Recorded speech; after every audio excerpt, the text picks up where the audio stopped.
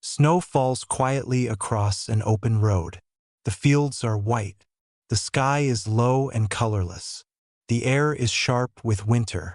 Only wind moving across empty ground. But in January 1945, this silence did not exist. Along roads like these, thousands of prisoners were forced to walk westward, from Auschwitz as Soviet forces approached. They walked through deep snow, through freezing nights, through villages already marked by war. There were no proper supplies, no rest beyond brief halts. The journey was not a transfer in the ordinary sense. It was an evacuation under collapse. This was one of the largest forced marches of the Holocaust. In the final days of Nazi control over Auschwitz, the SS ordered the removal of tens of thousands of prisoners. What followed became known as the Death Marches of 1945, a final phase of suffering as the concentration camp system began to disintegrate. And before we begin, take a moment to like this video, subscribe to In&Out Nazi Germany, and let me know in the comments where in the world you're watching from. Every story, every memory, and every place matters. And together we keep history alive. Now let's begin. Chapter 1, Segment 1. Winter over Upper Silesia, the setting before the evacuation. In the final weeks of German control over southern Poland, the region of Upper Silesia entered one of the coldest phases of the winter of 1945, and the landscape surrounding Auschwitz lay under a hard frost that seemed to preserve stillness while concealing rapid change beneath it, embedding the camp complex within a physical environment defined by frozen fields, low gray skies, and roads packed with ice. And yet, beneath that surface calm, the strategic situation had shifted decisively. Because,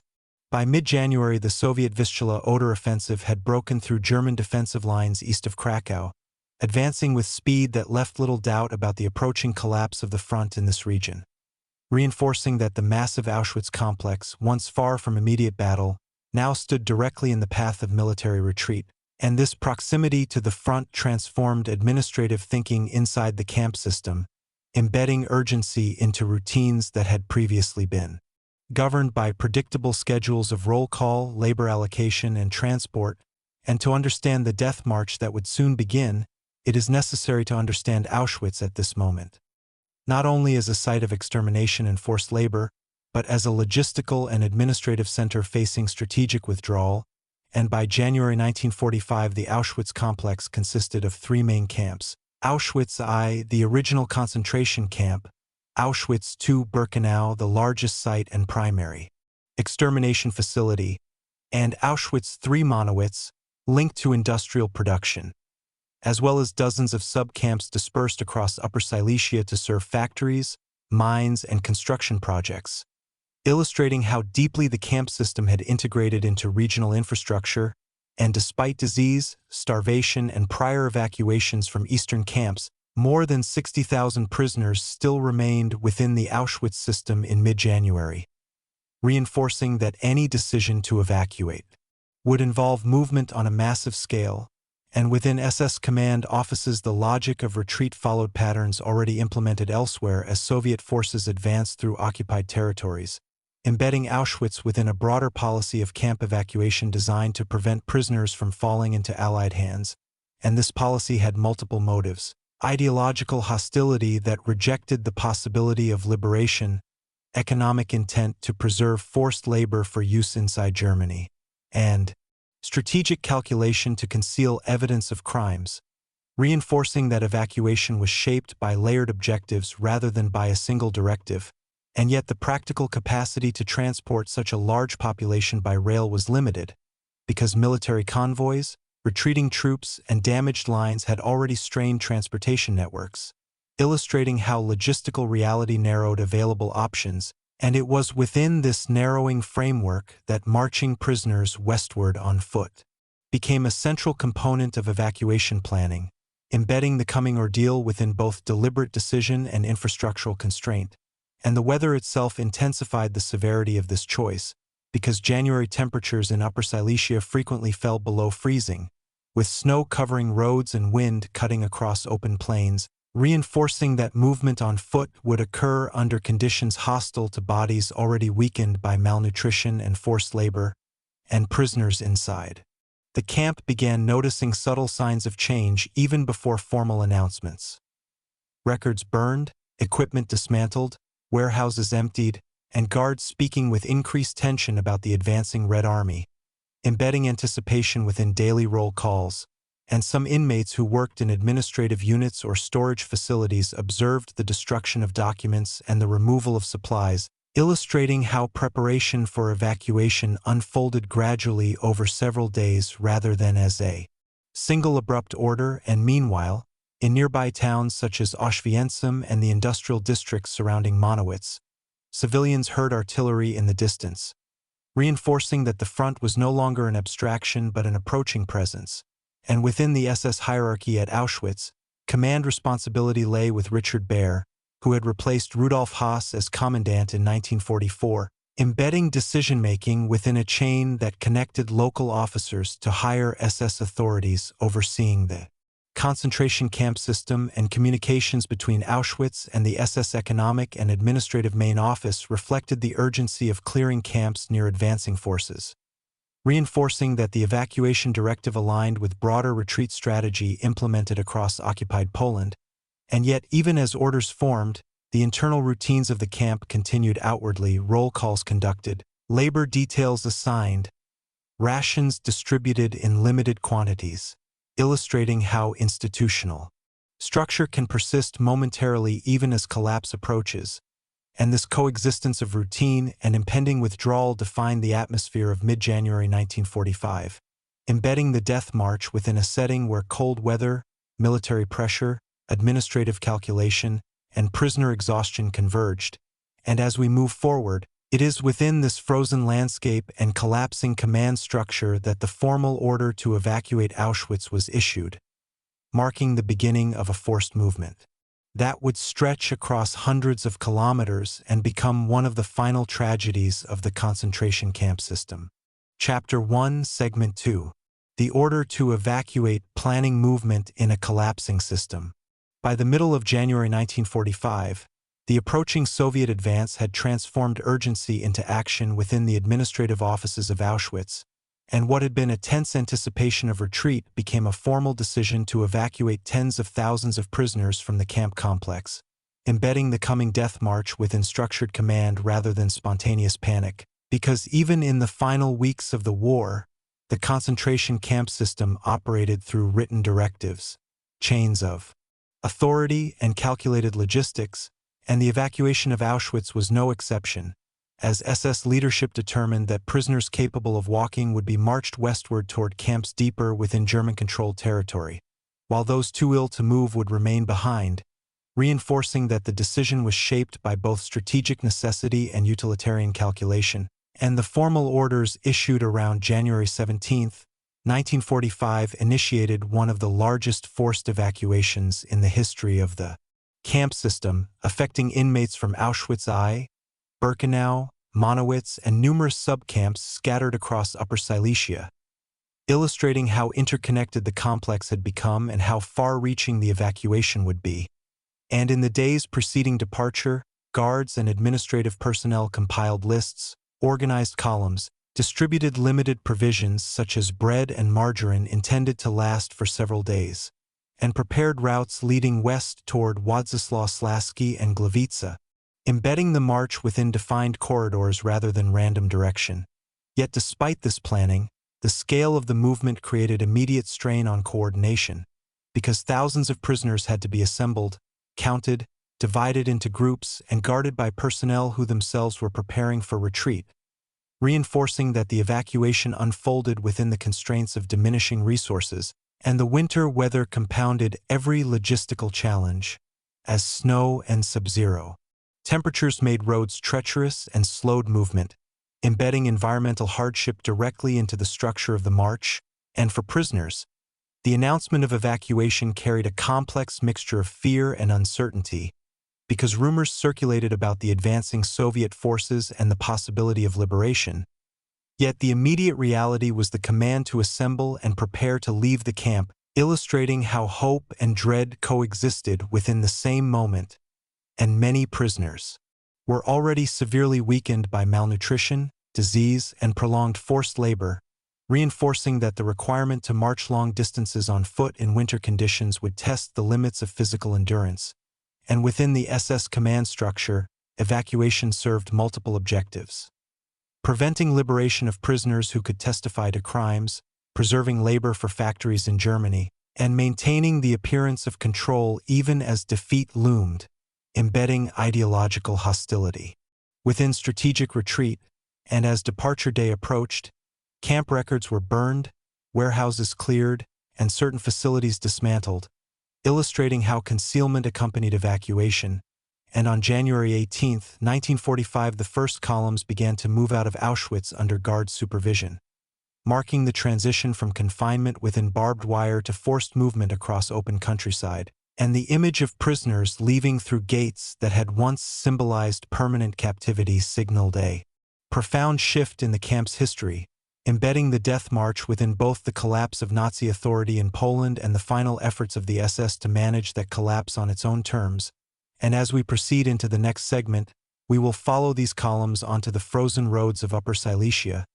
examining how structured planning encountered physical reality and how the march itself unfolded across the winter landscape. Chapter 1, Segment 3. The first columns on the road from confinement to forced movement. When the gates of Auschwitz opened in mid-January 1945 to release columns of prisoners onto the frozen roads of Upper Silesia, the act did not represent liberation but rather the extension of captivity beyond the camp's boundaries, embedding the system of control into open space where barbed wire was replaced by armed guards and snow-covered fields. And for those forced to assemble before dawn on January 18th, the moment carried a strange disorientation, because movement after years of confinement might have suggested change, yet every instruction, every shouted command, reinforced that authority remained intact even as German military power in the region was collapsing, and thousands of men and women from Auschwitz-I, Birkenau, Monowitz, and surrounding subcamps were ordered into formation, typically 5 across, their striped uniforms thin against the winter air, their wooden clogs or worn boots poorly suited for icy ground, illustrating how little preparation had been made for sustained travel under such conditions. And the rations distributed, small portions of bread, sometimes a scrap of margarine or sausage, were calculated not for adequate nourishment but merely to sustain motion for a short period, reinforcing that the evacuation plan assumed endurance rather than welfare. And as the first columns moved westward toward collection points such as Władysław, the soundscape shifted from the enclosed routines of camp life to the rhythm of thousands of footsteps striking frozen earth, embedding the march within a physical cadence that would define the coming days. And the temperature hovered below freezing, with wind cutting across open stretches of road and snow compacted into hard ridges that made walking treacherous, reinforcing that environmental exposure would compound physical weakness from the outset. And guards accompanied each column, positioned along the sides and rear, rifles visible, commands issued to maintain pace and prevent straggling, illustrating that the structure of discipline extended seamlessly from barracks to roadway. And those who faltered risked immediate punishment, because the evacuation directive prioritized movement above all else, embedding coercion into every kilometer covered. And for prisoners already weakened by prolonged starvation, disease, and forced labor in factories and quarries, the demand to march 20 or more kilometers in a single day represented an immense physical trial, reinforcing that survival would depend on fragile reserves of strength. And along the route civilians observed the passing groups, some from doorways, others from fields, witnessing columns of skeletal figures moving under guard through towns already unsettled by the distant thunder of artillery from the advancing Red Army, illustrating how the front's approach overlapped with the visible evidence of camp evacuation, and the roads themselves became temporary corridors of displacement, not only for prisoners but for retreating German units and vehicles, embedding the march within a broader pattern of withdrawal. And as daylight faded, many columns were directed into barns, factories, or school buildings for brief overnight halts, Yet these pauses offered little comfort, because shelter was overcrowded and food scarce, reinforcing that rest remained provisional rather than restorative, and some groups were forced to remain outdoors, huddling against wind and frost, illustrating how exposure continued even in moments of stillness, and within the columns, prisoners formed informal bonds of support, sharing fragments of food or steadying one another to maintain pace, embedding small acts of solidarity within an environment defined by exhaustion. Yet the scale of the evacuation, over 50,000 prisoners leaving Auschwitz within a few days, meant that such solidarity existed within overwhelming magnitude, and as subsequent columns departed on the 19th and the 20th of January, the camp complex itself grew emptier, reinforcing that the death march was unfolding not as a single procession but as a sustained movement over several days. And by the time Soviet troops approached the perimeter on January 27th, only those too ill to march remained behind, illustrating that the first stage of the evacuation had already transferred tens of thousands into the uncertain expanse of winter roads, and the transition from confinement to forced movement marked a decisive shift in the experience of captivity, embedding the final phase of Auschwitz's operation within geography rather than within fences. And as we continue into the next segment, we will follow these columns deeper into Upper Silesia, examining how distance, weather, and administrative coordination shaped the unfolding reality of what became one of the most extensive forced marches of the Holocaust. Chapter 1, Segment 4: Distance, Cold, and the Structure of Survival. As the columns moved farther from Auschwitz and deeper into Upper Silesia, the reality of distance began to define the experience of the march more sharply than the memory of the camp gates left behind, embedding the evacuation within geography measured not in fences but in kilometers, and what had begun as an organized departure quickly transformed into an extended test of endurance shaped by winter exposure, uneven terrain, and the relentless demand to maintain pace, reinforcing that the structured order of the evacuation plan encountered the unpredictability of open roads, and many columns were required to cover 20 to 30 kilometers in a single day, moving along secondary routes to avoid congested military corridors, illustrating how retreating German units and transport convoys competed for space on major roads, embedding prisoners within the broader logistical retreat of the Wehrmacht and SS, and the January temperatures frequently fell well below freezing, with wind intensifying the chill across open plains, reinforcing that clothing originally designed for labor within camp perimeters offered little protection during sustained outdoor movement, and prisoners whose bodies had already been weakened by starvation, disease, and months or years of forced labor now faced the additional strain of prolonged walking under armed guard, illustrating how the march imposed cumulative physical burden rather than isolated hardship, and the structure of the columns remained consistent, guards positioned at intervals, commands issued to maintain formation. Yet the longer the distance covered, the more fragile that structure became, as individuals struggled to keep pace and the rhythm of synchronized steps fractured into uneven motion, embedding vulnerability within the ordered appearance of the procession. And those who fell behind faced immediate danger, because the evacuation directive prioritized speed over preservation, reinforcing that survival was contingent upon sustained movement, and in some towns along the route, local civilians observed the march passing through, witnessing skeletal figures advancing slowly across snow-lined streets, illustrating how the evacuation unfolded in inhabited spaces rather than in isolation. And occasionally prisoners were granted brief halts in barns, warehouses, or factories to rest overnight, yet such pauses were limited and often overcrowded, reinforcing that recovery time was insufficient to restore strength lost during the day's march, and rations distributed at departure proved inadequate for prolonged travel, embedding hunger into each step taken. And as the days progressed, exhaustion deepened, illustrating how physical depletion accumulates gradually rather than through a single moment of collapse. And despite these conditions, many prisoners relied upon mutual support to sustain forward motion, sharing fragments of bread or steadying one another to avoid falling, embedding solidarity within the narrow margins allowed by the march's structure, and the roads themselves bore evidence of retreating war, abandoned equipment, military vehicles moving west, distant artillery echoing from the east, reinforcing that the death march unfolded alongside the larger collapse of German authority in Poland. And as successive groups from Auschwitz and its subcamps converged toward rail junctions such as Władysławski, the physical distance from the camp complex increased. Yet the regime of control remained intact, illustrating that captivity had shifted location but not character. And this stage of the march clarified that the evacuation was not a temporary relocation but the beginning of a prolonged journey across occupied territories, embedding the first days of movement within a broader trajectory that would extend hundreds of kilometers toward camps deeper inside Germany. And as we move into the next segment, we will examine how these early stages of the death march shaped mortality patterns, rail transfers, and the continuation of forced movement beyond Upper Silesia into the interior of the collapsing Reich.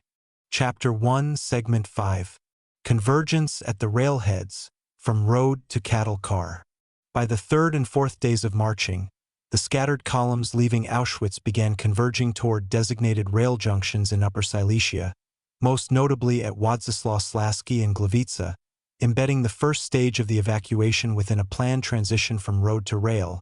And for those who had already walked through freezing nights and over snow-packed ground, the sight of railway lines did not signal relief but uncertainty, because while trains implied movement away from the immediate front, they also meant confinement in another form,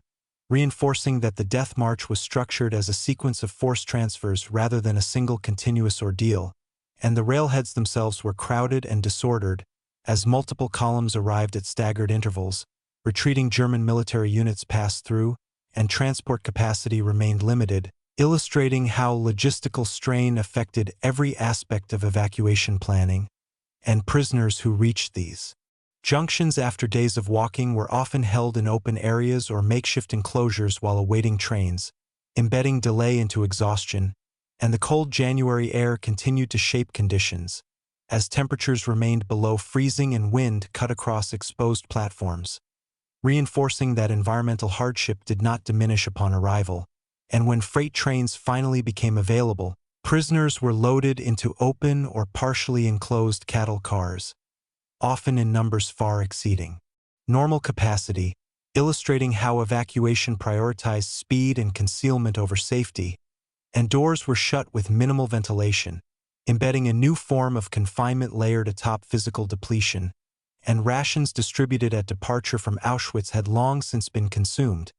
leaving many prisoners without food during rail transport that could last hours or days, reinforcing that the march's second phase compounded the strain of the first,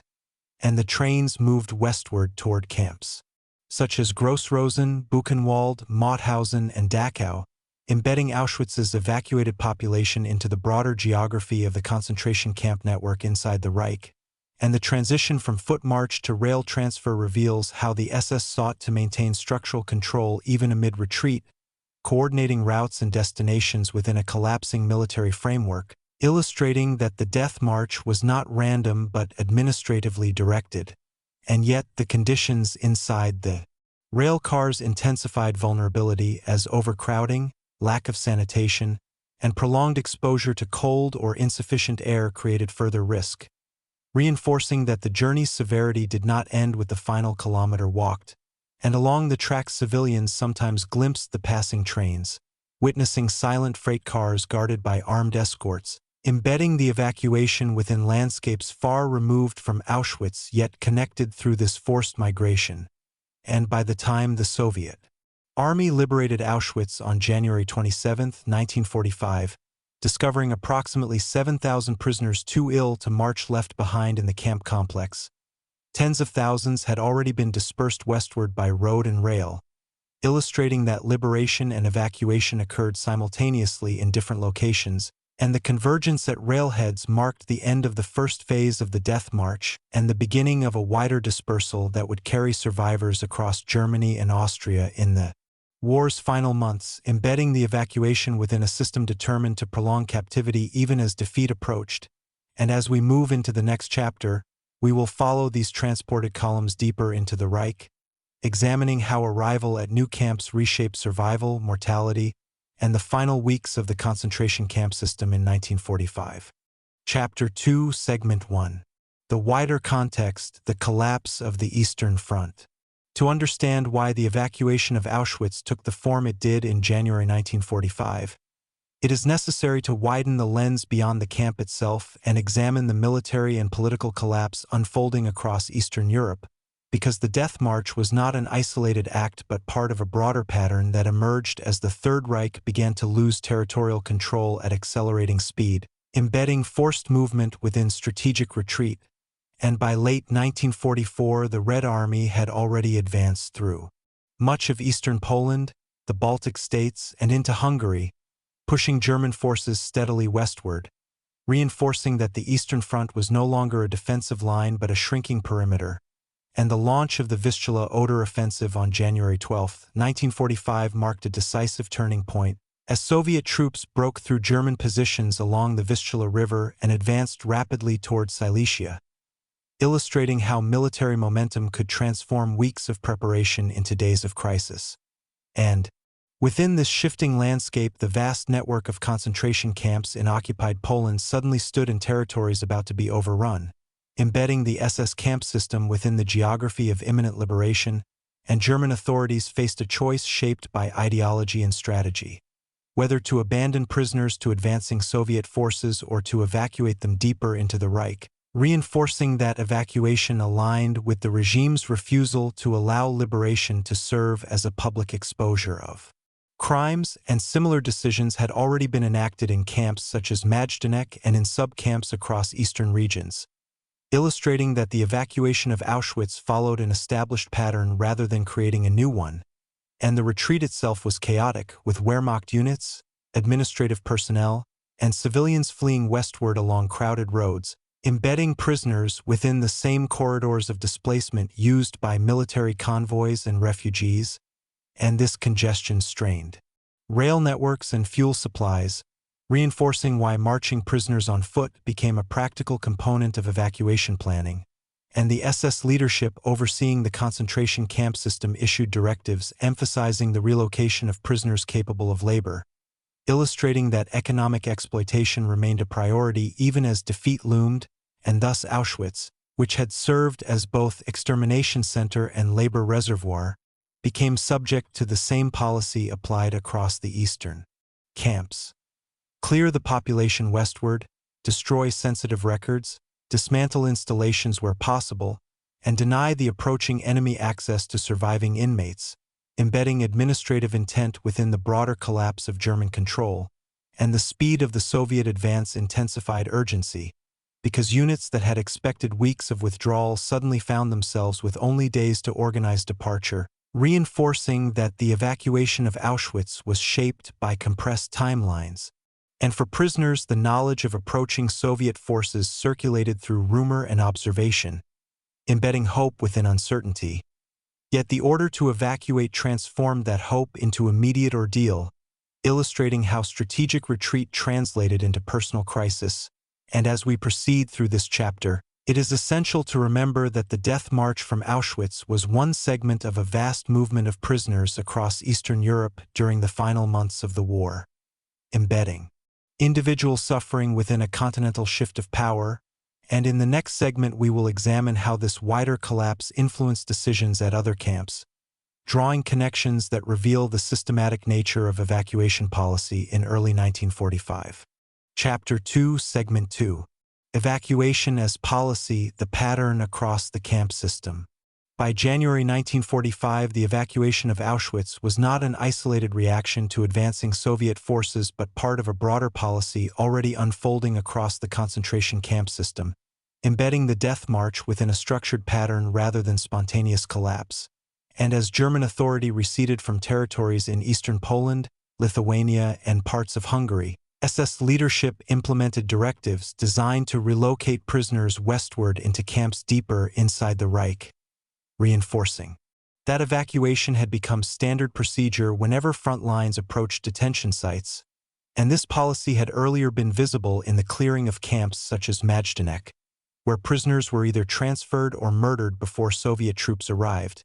illustrating that the regime consistently sought to prevent liberation from exposing the full scale of its crimes, and by late 1944 similar evacuations were occurring in the Baltic region, in eastern Slovakia, and across subcamps tied to industrial production, embedding tens of thousands of inmates within forced migrations that paralleled military retreat. And within this larger framework, Auschwitz represented both a symbolic and logistical challenge, because it was the largest concentration and extermination complex still operating near the front, reinforcing that its evacuation would require coordination on a scale greater than most previous transfers. And the SS Economic and Administrative Main Office communicated directives, emphasizing the removal of prisoners capable of labor while leaving behind only those too ill to move, illustrating how economic exploitation continued to shape decisions even as defeat loomed, and the pattern of evacuation combined several components: destruction of incriminating documents, dismantling of infrastructure where possible, redistribution of prisoners by foot and rail, and reallocation of labor to camps such as Gross-Rosen, Buchenwald, Dachau, and Mauthausen, embedding Auschwitz within a westward network that stretched across Germany and Austria. And this networked movement reveals that the Death March was not conceived as a single journey with a final destination but as an initial stage in a longer sequence of transfers, reinforcing that prisoners were treated as movable labor assets within a collapsing system, and the choice to march thousands on foot through winter conditions reflected not only logistical strain but also the regime's readiness to accept high mortality as a secondary consequence of maintaining control, illustrating how administrative policy could coexist with indifference to survival, and the broader military situation intensified the pace of these evacuations, because the Soviet Vistula-Oder offensive advanced faster than German command had anticipated, compressing timetables and forcing local commanders to execute withdrawal plans with minimal preparation, embedding urgency within already harsh directives. And as columns departed Auschwitz between the 18th and the 21st of January, similar movements were occurring in other camps east of the Oder River, reinforcing that the Death March was one element of a continental pattern in which tens of thousands of prisoners were driven westward under armed guard.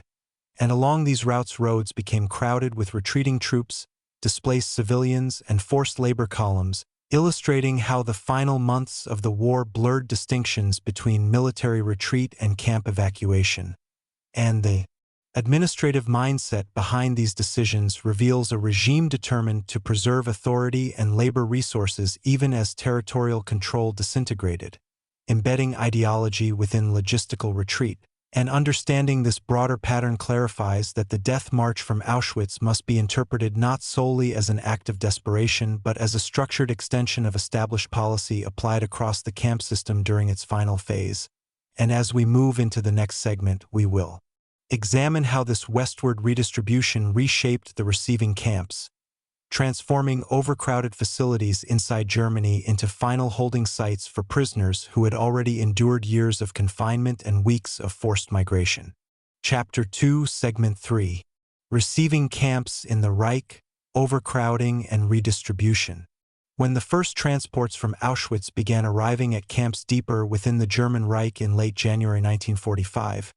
the effect was immediate and destabilizing, embedding the Death March within a second phase defined not by open roads but by overcrowded barracks and strained administrative systems, because the camps designated to receive these prisoners were already operating beyond intended capacity, and the sudden influx of tens of thousands of additional inmates intensified shortages of food, space, sanitation, and medical care,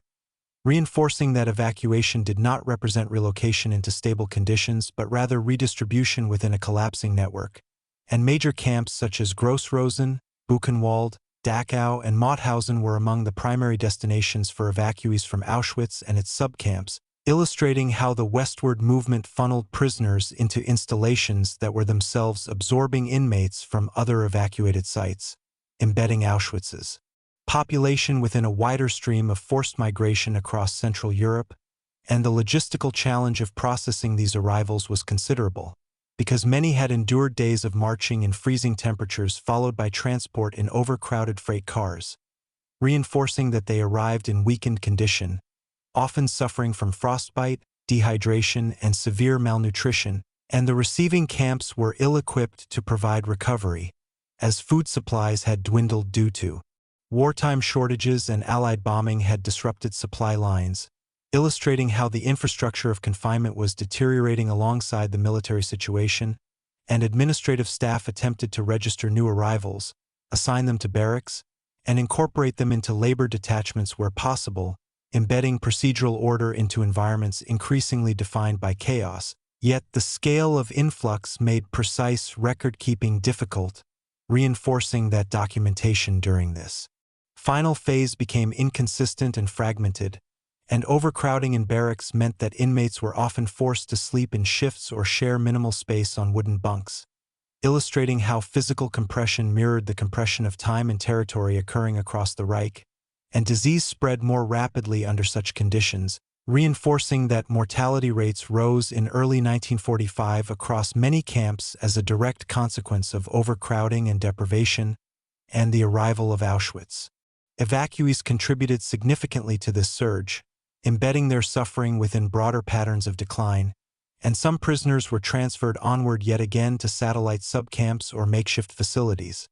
illustrating how the redistribution process did not always conclude upon initial arrival but could extend through multiple relocations, and guards tasked with overseeing these movements operated within a command structure that still demanded discipline and labor output despite evident collapse, reinforcing that ideological rigidity persisted even as military defeat became unavoidable. And for the evacuees themselves, the shift from marching across snow-covered roads to confinement within overcrowded camps did not signify relief but rather a continuation of instability, embedding the death march within a sequence of displacements that would continue until liberation by Allied forces in April and May 1945,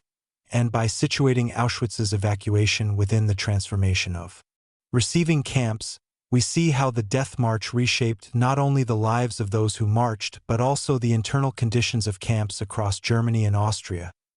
reinforcing that the final months of the concentration camp system were defined by movement, compression, and deterioration on an unprecedented scale. And in the next segment we will examine how mortality patterns during this period reflected both environmental hardship and systemic collapse,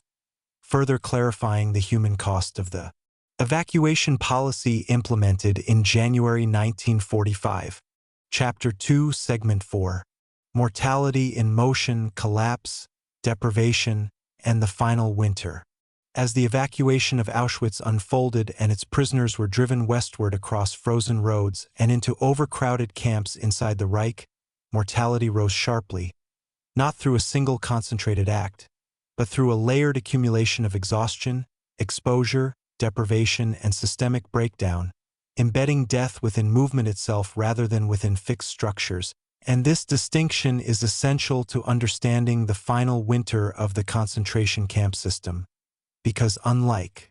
earlier phases defined by industrialized killing at extermination centers, the death marches of 1945 produced loss through forced displacement under conditions already shaped by collapse, reinforcing that mortality in this period reflected both environmental severity and institutional disintegration. And along the routes out of Auschwitz, prisoners weakened by starvation and disease faced sub-zero temperatures, inadequate clothing, minimal rations, and the constant demand to maintain pace, illustrating how physical vulnerability combined with external conditions to narrow survival margins. And those who stumbled or fell behind often did not rejoin the column, embedding attrition within the rhythm of walking itself, and the landscape bore silent witness as the columns moved through villages, forests, and open fields, leaving behind bodies that would be recovered only later, reinforcing that the death march extended suffering across geography rather than confining it to a single location. And upon arrival at rail junctions and subsequent transport to camps such as Grossrosen, Buchenwald, and Mauthausen, mortality did not cease but shifted context, because overcrowding, insufficient sanitation, and dwindling food supplies intensified the strain on already depleted bodies, illustrating how relocation did not interrupt hardship but prolonged it in new form. And the infrastructure of the Reich in early 1945 was deteriorating rapidly under Allied bombing and supply shortages, embedding scarcity into daily operations across camps, and medical facilities within these camps were overwhelmed,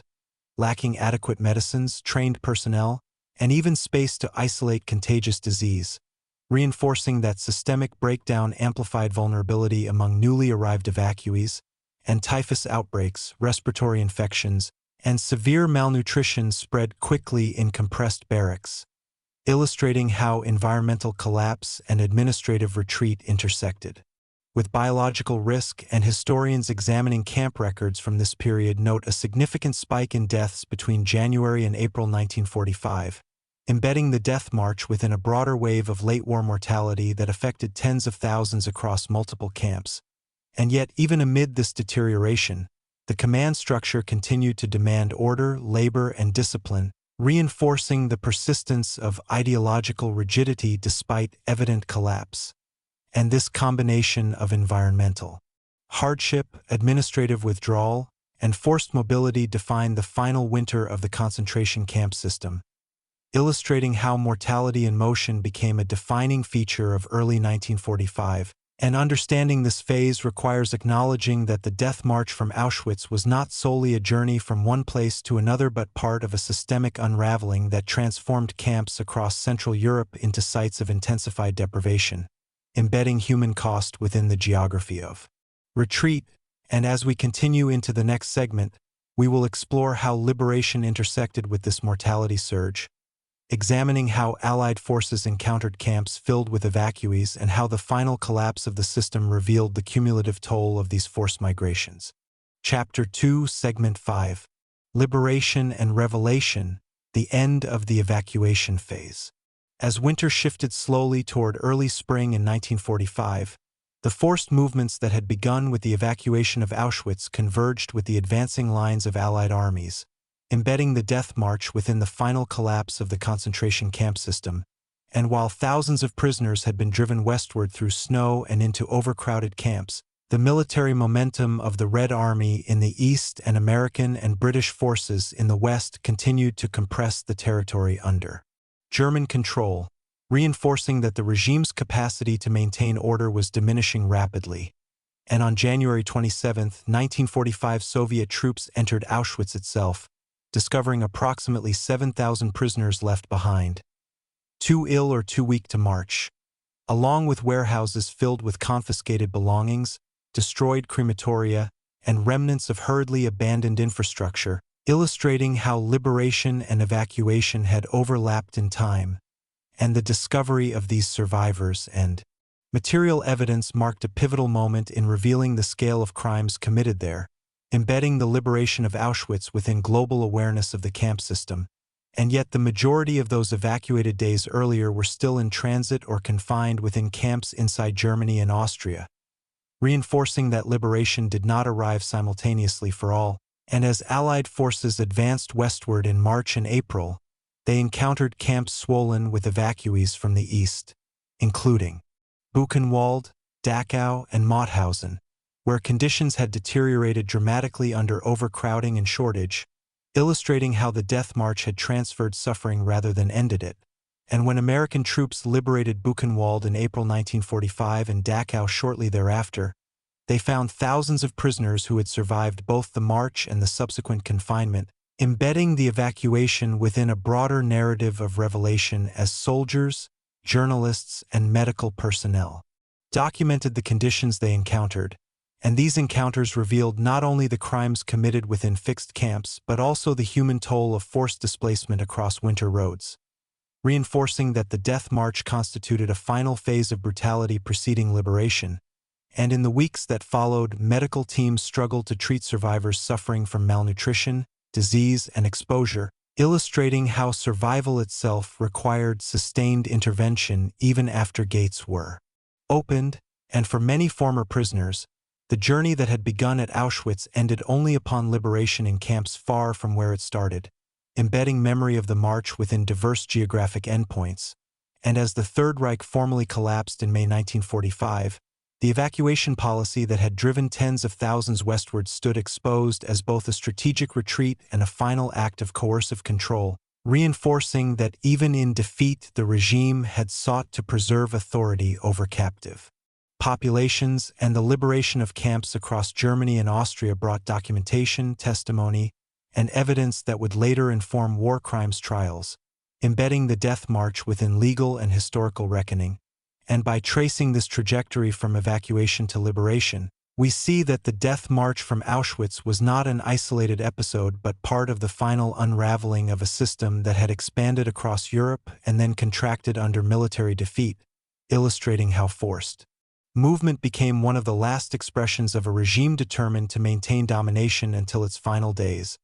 And as we move into the next chapter, we will turn from the chronology of collapse to examine the human experience within these marches more closely,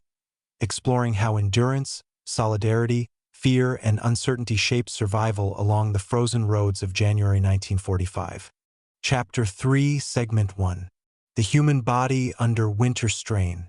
To understand the death march from Auschwitz beyond its logistical and military context, it is necessary to focus closely on the human body itself, because the evacuation was not only a strategic maneuver but a prolonged physical trial imposed upon individuals already weakened by years of deprivation, embedding survival within the fragile limits of endurance. And in January 1945, the prisoners forced onto the roads of Upper Silesia were not well-fed laborers capable of sustained travel but men and women whose bodies had been shaped by starvation rations, disease outbreaks, and exhausting work details in factories, quarries, and construction sites, reinforcing that the march began not from a position of strength but from accumulated exhaustion, and the winter conditions intensified this vulnerability immediately, as temperatures frequently fell below freezing and icy winds cut across exposed plains, illustrating how environmental exposure compounded internal weakness. And clothing issued in the camps: thin striped uniforms, worn coats, wooden clogs, or damaged boots, offered little insulation against prolonged cold, embedding frostbite and hypothermia as constant threats during hours of walking, and caloric intake in the days preceding evacuation had already been insufficient to sustain ordinary labor, reinforcing that the additional energy required for marching long distances could not be replenished. And as columns advanced kilometer after kilometer, the body's reserves were steadily depleted, illustrating how survival depended on balancing limited fuel against sustained exertion, and dehydration also became a critical factor, because frozen landscapes offered little accessible water and guards rarely permitted extended halts, embedding thirst alongside hunger within the physical strain of movement. And the human body under such conditions shifts from efficiency to preservation mode, prioritizing core temperature and essential organ function while sacrificing extremities and muscular endurance, reinforcing that the risk of collapse increased with every hour exposed to cold wind and inadequate nourishment. And many prisoners had already suffered from illnesses such as typhus, dysentery, or chronic respiratory infections within Auschwitz, illustrating how pre-existing medical fragility made the demands of the march even more severe, and the pace enforced by guards often allowed little variation, embedding discipline into movement in a way that left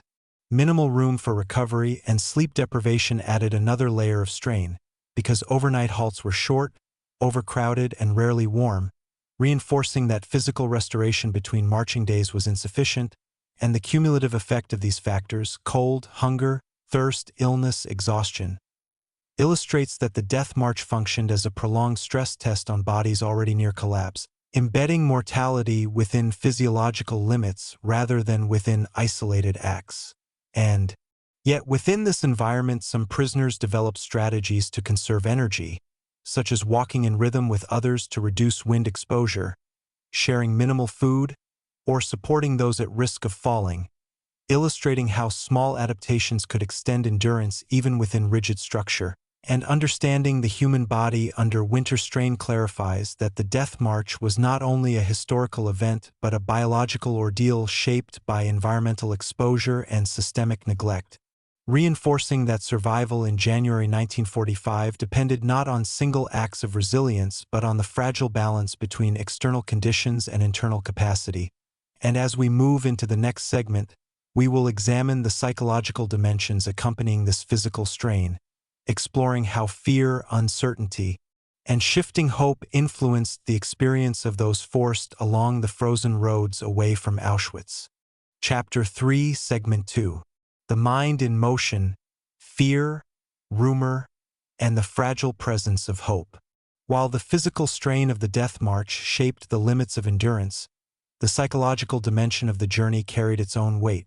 because the evacuation from Auschwitz forced prisoners not only to move across frozen landscapes but to navigate uncertainty about destination, duration, and survival, embedding mental stress within every step taken. And in January 1945, information inside the camp had always circulated unevenly, through whispers, observation, and fragments overheard from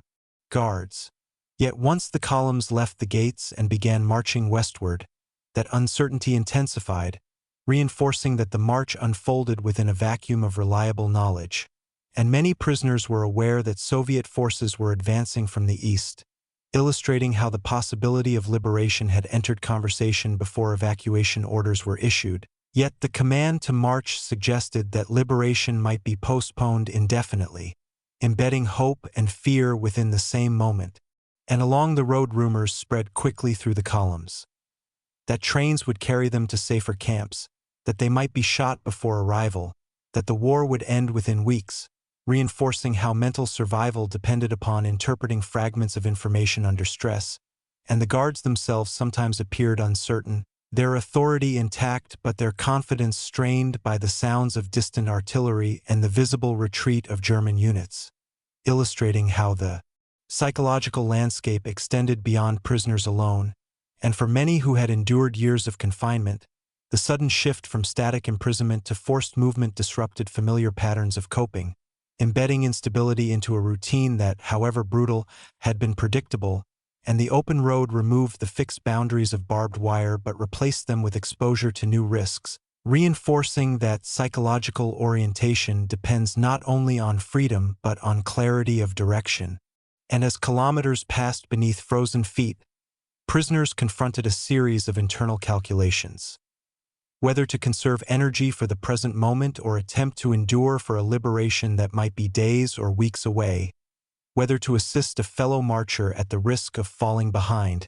whether to believe that the war's end was imminent or distant, illustrating how the mind worked constantly to frame uncertainty into manageable narrative. And night halts intensified this mental strain, because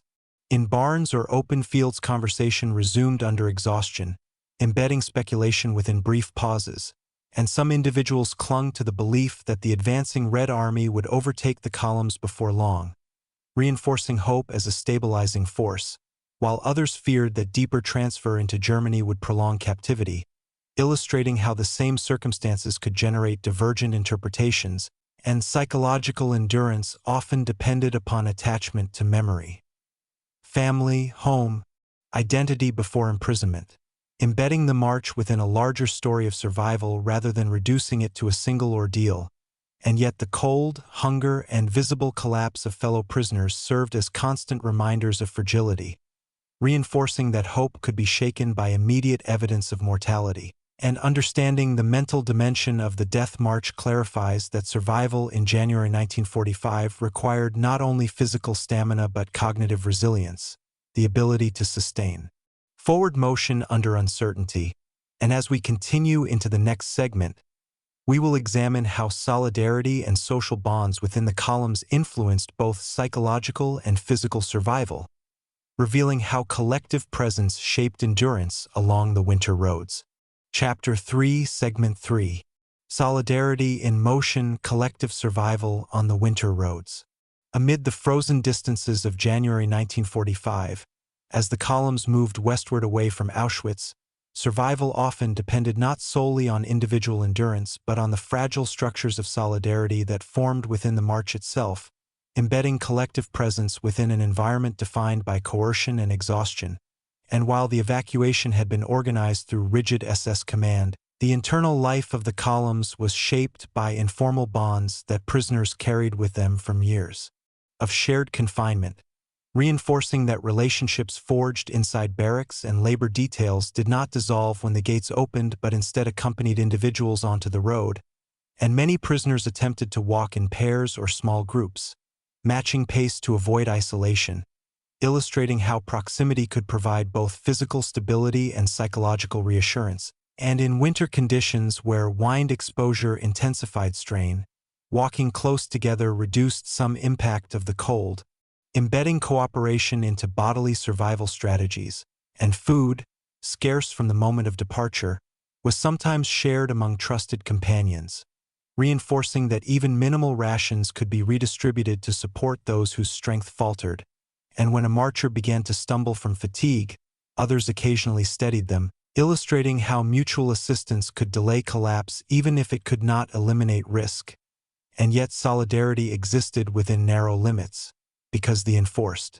pace and constant surveillance by guards meant that stopping for extended aid could endanger the entire group, embedding tension between compassion and survival within each decision made along the road.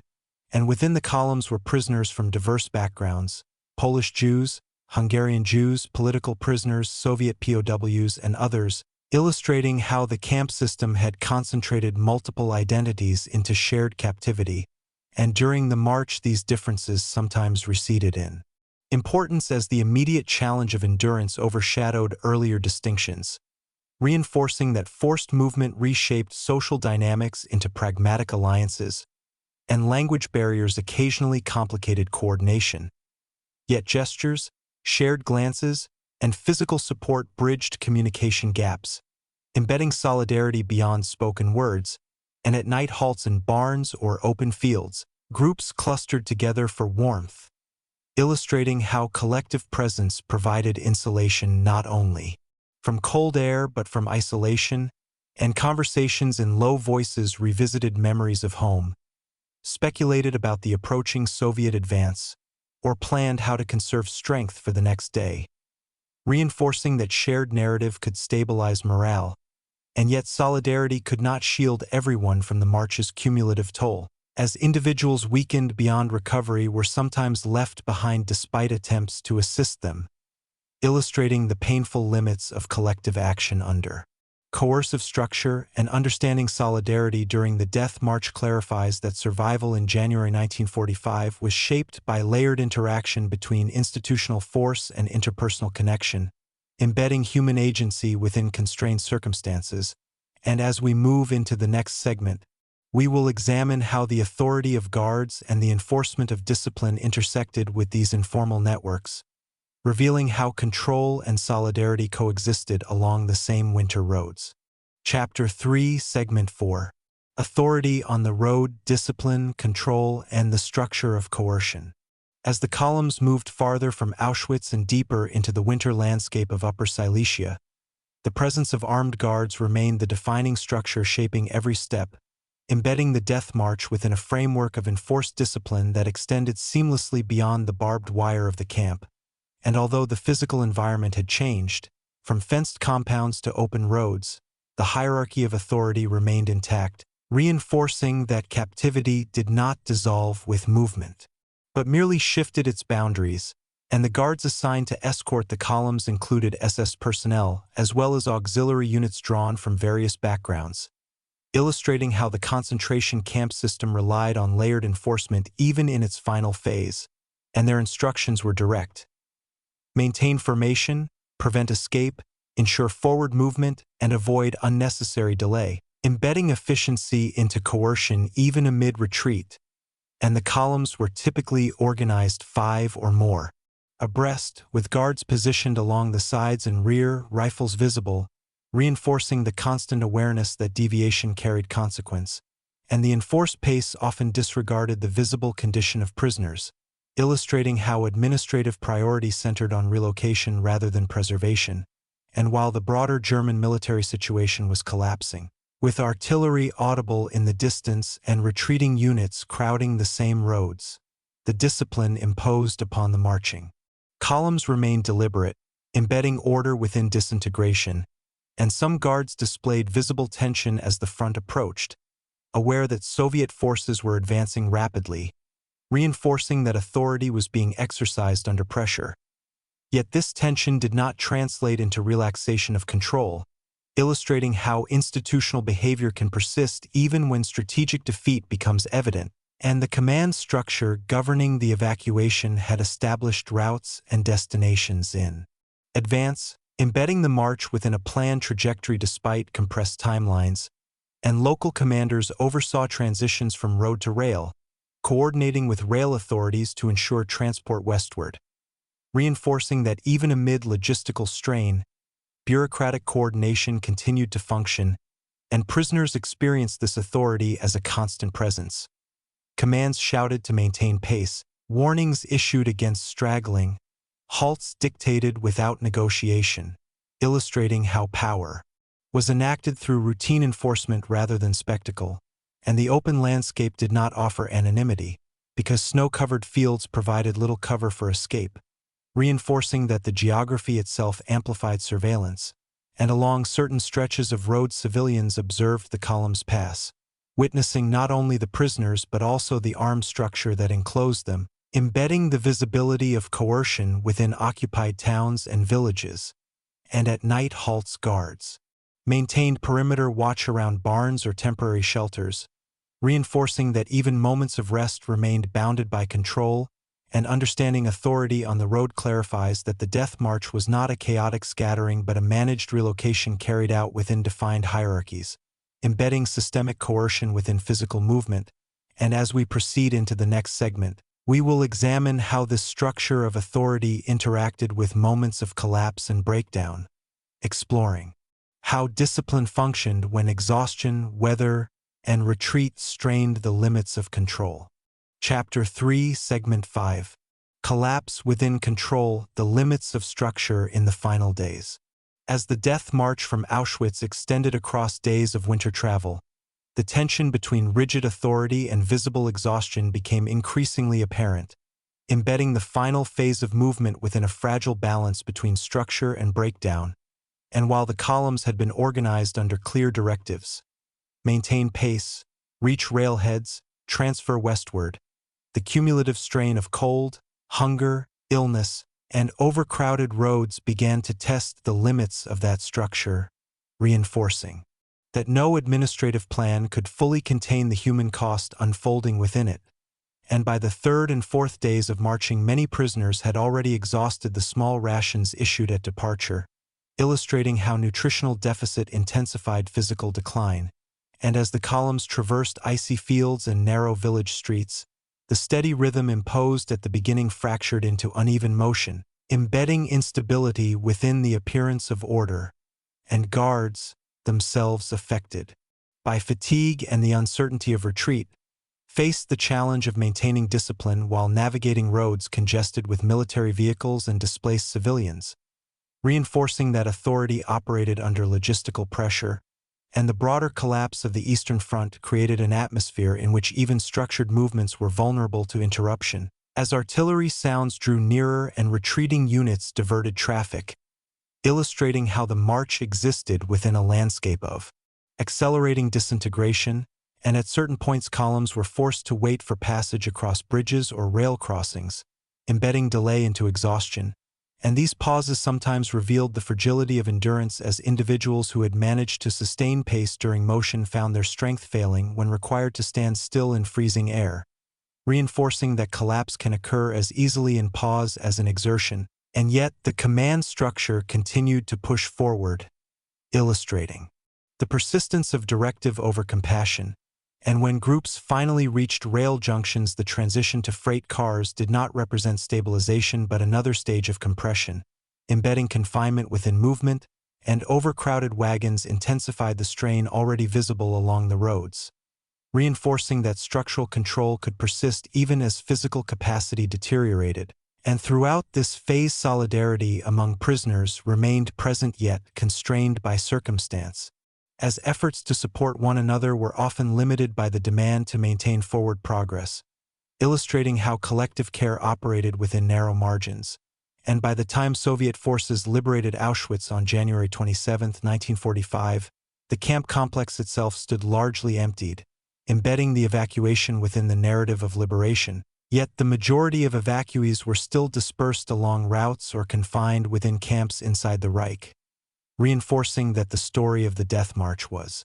unfolding simultaneously across multiple locations, and the limits of structure during these days reveal that even a system built on rigid hierarchy cannot prevent fragmentation when faced with military defeat and environmental severity, illustrating how control persists until it reaches the point of exhaustion. And as we move into the next chapter, we will follow the journey beyond these early days, tracing how the westward redistribution reshaped conditions in receiving camps and how the final months before liberation unfolded for those who survived the march itself. Chapter 4, Segment 1. Arrival at Gross-Rosen, Compression inside the Reich. When the first large groups evacuated from Auschwitz reached Gross-Rosen in Lower Silesia in late January 1945, the transition from road to camp did not signal relief but rather entry into another phase of compression, embedding the Death March within a broader network of overcrowded facilities that were themselves under strain as the Reich contracted. And Gross-Rosen, originally established in 1940 as a sub-camp of Sachsenhausen before becoming an independent concentration camp, had expanded significantly during the war due to its association with nearby granite quarries and armaments production, reinforcing that by 1945 it functioned as both a central camp and hub for numerous sub-camps scattered across the region. And as Soviet forces advanced westward, the camp began absorbing prisoners from evacuated eastern installations, including large contingents from Auschwitz, illustrating how relocation funneled vulnerable populations into sites already struggling with supply shortages. And the arrival process was hurried and chaotic, because rail transports often arrived with little notice and in numbers exceeding administrative capacity, embedding disorder within what had once been rigid intake procedures. And prisoners disembarking from overcrowded freight cars were frequently exhausted, dehydrated, and weakened by frostbite or illness contracted during the march and transport, reinforcing that Gross-Rosen received not healthy laborers but individuals already pushed to the edge of endurance. And the camp's barracks, built to house thousands, now contained far more than their intended capacity, illustrating how overcrowding intensified immediately upon each new arrival, and sanitation facilities proved insufficient for the expanded population, embedding heightened risk of disease within daily routine. And food rations, already reduced due to wartime shortages and disrupted supply lines, had to be divided among even more inmates, reinforcing that caloric intake declined further at the very moment when recovery was most needed, and administrative staff attempted to register newcomers, assign prisoner numbers where required, and redistribute them to sub-camps or labor detachments, illustrating how bureaucratic order persisted despite visible deterioration. And yet the pace of arrivals meant that documentation became uneven, embedding fragmentation within record-keeping practices. And some evacuees remained at Gross-Rosen only briefly before being sent onward to sub-camps tied to armaments factories or construction sites, reinforcing that the Death March was not a singular relocation but part of a chain of transfers extending across Central Europe, and winter conditions in Lower Silesia mirrored those experienced along the roads, with freezing temperatures and limited heating in barracks, embedding environmental strain within confinement. And the camp's internal medical facilities were overwhelmed, lacking sufficient staff or medicine to treat the influx of malnourished prisoners, illustrating how the infrastructure of care collapsed under pressure. And as February approached, the sense of instability grew, because Soviet forces continued advancing and rumors circulated that Gross-Rosen itself might soon face evacuation, reinforcing that arrival did not equate to permanence but to temporary containment within a shrinking perimeter of German control. And understanding this phase clarifies that for many who survived the initial march from Auschwitz, the ordeal did not conclude upon reaching a new camp but transformed into overcrowded confinement within a system rapidly approaching its end, embedding endurance within successive environments rather than a single journey. And as we proceed into the next segment, we will examine how conditions inside Gross-Rosen evolved during these final weeks and how further evacuations extended the westward movement begun in January 1945. Chapter 4, Segment 2. Overcrowding, Disease, and Administrative Strain at Gross-Rosen. As February 1945 unfolded, Gross-Rosen became one of the principal sites absorbing the human consequences of the Auschwitz evacuation, embedding the death march within a camp already strained by its own expansion and by the arrival of prisoners from multiple eastern territories, and the scale of overcrowding increased steadily as transports arrived in succession, reinforcing that the infrastructure originally designed for several thousand inmates now held far more than its capacity. And barracks constructed for limited occupancy were filled beyond intended limits, forcing prisoners to share narrow wooden bunks or lie on floors with little insulation from winter cold, illustrating how compression reshaped daily existence, and the camp's sanitation facilities, inadequate even before the influx, proved insufficient for the expanded population, embedding heightened vulnerability to infectious disease within the routine of confinement and medical barracks, lacking adequate supplies and trained personnel, were quickly overwhelmed by the needs of evacuees who arrived already weakened by frostbite, respiratory illness, malnutrition, and exhaustion from the march, reinforcing that the arrival phase intensified rather than alleviated suffering, and food distribution systems struggled to adjust, as wartime shortages and disrupted supply chains reduced available rations, illustrating how scarcity within the Reich directly affected conditions inside camps. And the administrative staff at Gross-Rosen attempted to process incoming prisoners by recording names or numbers where possible and assigning them to labor detachments or subcamps, embedding bureaucratic order within deteriorating circumstances. Yet the pace of arrivals meant that documentation was often incomplete, reinforcing fragmentation in records from this final period, and the camp's role as a central hub meant that some evacuees remained only briefly before being redistributed again, illustrating how movement continued even after the initial march ended, and subcamps associated with armaments factories, mining operations, or construction sites received new labor contingents despite the approaching front, embedding economic priorities within retreat, and the psychological impact of overcrowding was evident as well, because the compression of space reduced privacy and intensified tension among inmates, reinforcing that mental strain accompanied physical deprivation. And rumors circulated that Gross-Rosen itself might soon be evacuated as Soviet forces approached Lower Silesia, illustrating how instability persisted even after arrival, and guards maintained discipline through established routines, roll calls, work assignments, surveillance, embedding continuity of authority within collapsing conditions, and yet the visible deterioration of infrastructure, combined with the proximity of military defeat, suggested that the camp system was entering its final phase, reinforcing that Gross-Rosen functioned not as a stable refuge but as a transitional node in a chain of forced relocations, and mortality rates during this period rose sharply due to overcrowding, disease, and insufficient nutrition, illustrating how the cumulative effects of evacuation manifested within the receiving camp. And understanding conditions at Gross-Rosen clarifies that the death march from Auschwitz extended beyond the roads of January into a wider landscape of compression and decline inside the Reich, embedding the evacuees within a network of camps struggling to maintain order amid collapse. And as we continue into the next segment, we will examine how the advancing front prompted further evacuations from Gross-Rosen and how the cycle of forced movement resumed once again in the closing weeks of the war. Chapter 4, Segment 3. Evacuation from Gross-Rosen, Movement Without End. As February 1945 progressed and Soviet forces advanced deeper into Lower Silesia, Gross-Rosen itself moved from a receiving camp to a site of renewed evacuation, embedding the death march from Auschwitz within a second cycle of forced movement that reflected the accelerating collapse of German territorial control, and what had appeared, briefly, to be a destination for exhausted evacuees now became another departure point, reinforcing that stability was provisional within the shrinking perimeter of the Reich, and the administrative leadership at Gross-Rosen received directives similar to those issued earlier at Auschwitz.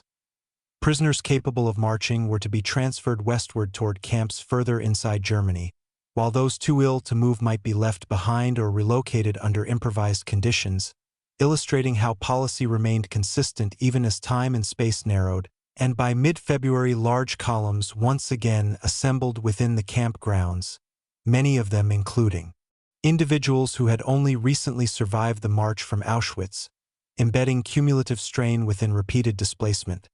and the winter weather had not eased significantly, reinforcing that the second phase of movement unfolded under the same harsh temperatures and icy roads that had defined January, and guards organized the columns with renewed urgency, aware that Soviet units were approaching from the east and that delay could result in encirclement, illustrating how military pressure, compressed timetables, and prisoners, already weakened by overcrowding and disease inside Gross-Rosen, faced the prospect of further marching with diminished reserves, reinforcing that each successive evacuation narrowed the margin of survival, and transport by rail was limited by damaged tracks and congested lines, embedding walking once again as the primary method of relocation for many groups. And as columns departed Gross-Rosen, they moved toward camps such as Buchenwald, Dachau, and Mauthausen, illustrating how the westward funnel continued to compress populations into central and southern Germany. And along these renewed routes, the pattern of exhaustion, attrition, and intermittent halts repeated itself, reinforcing that the experience of the Death March was not confined to a single stretch of road but extended across multiple transfers. And the administrative aim remained clear: prevent liberation of prisoners by Soviet forces and preserve labor potential within the interior of the Reich, embedding ideological persistence within physical retreat.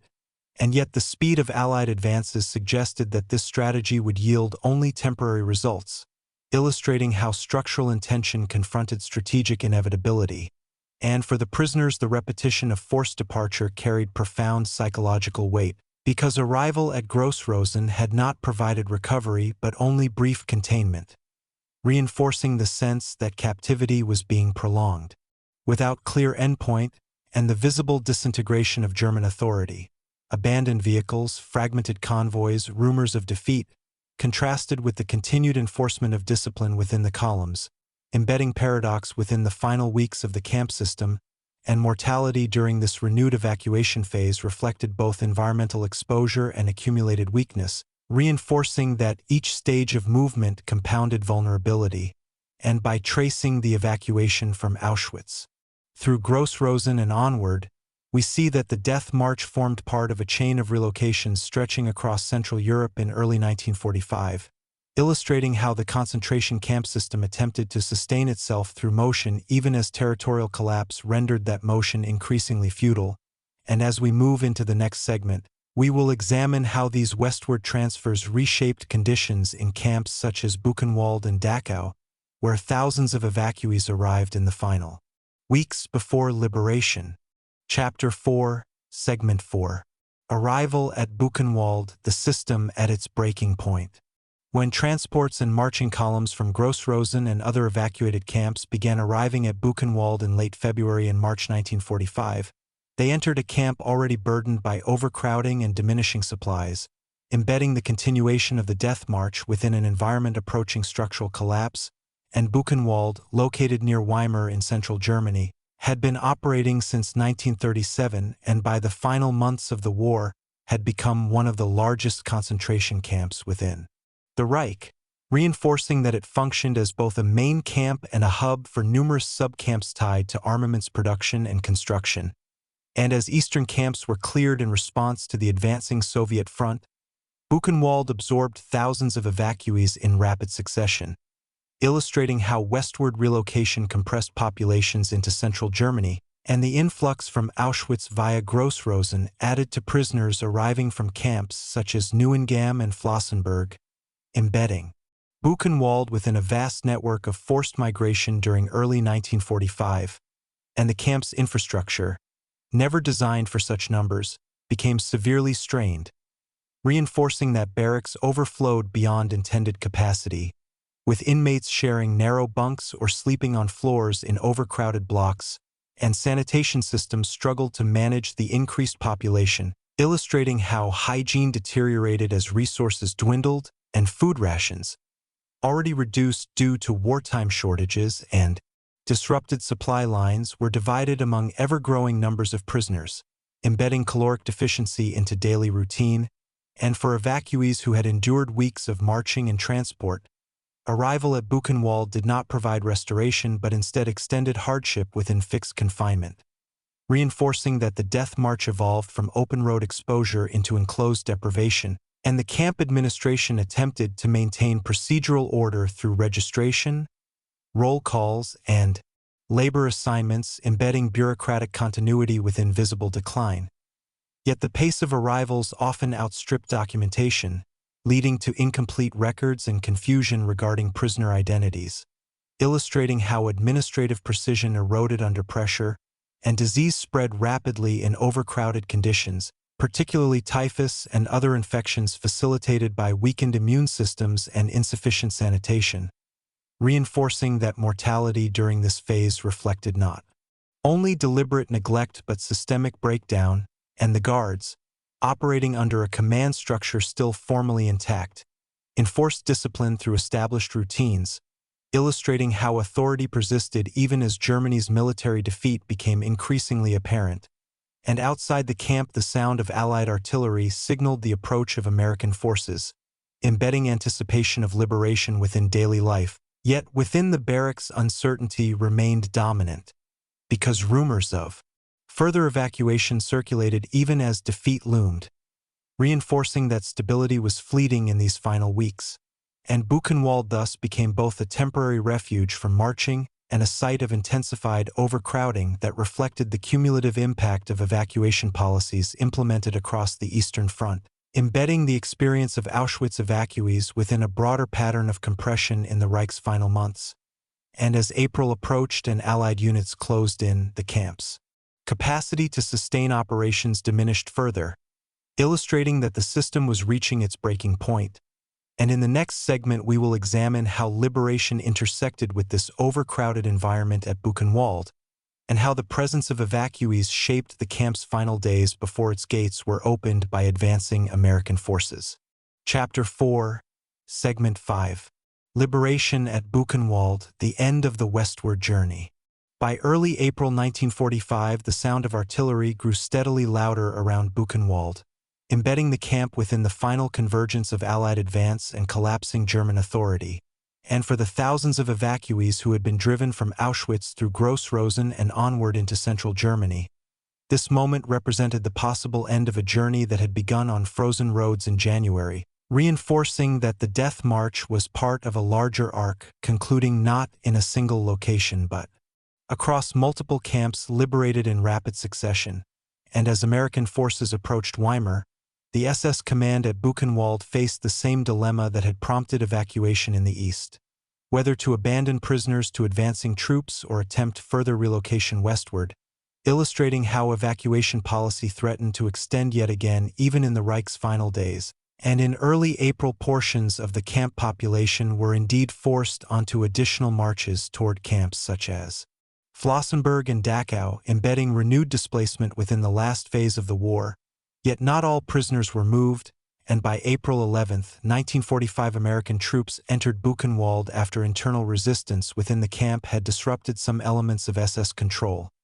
reinforcing that liberation could intersect with both military advance and prisoner agency. And the scene encountered by Allied soldiers reflected months of overcrowding and deprivation intensified by the influx of evacuees from the east, illustrating how the death march had reshaped conditions within Buchenwald itself, and barracks filled beyond capacity, inadequate sanitation, and severe malnutrition were visible across the campgrounds, embedding the cumulative toll of evacuation within the environment liberated that day. And among those freed were survivors of the Auschwitz evacuation who had endured multiple transfers and sustained winter exposure before confinement in central Germany,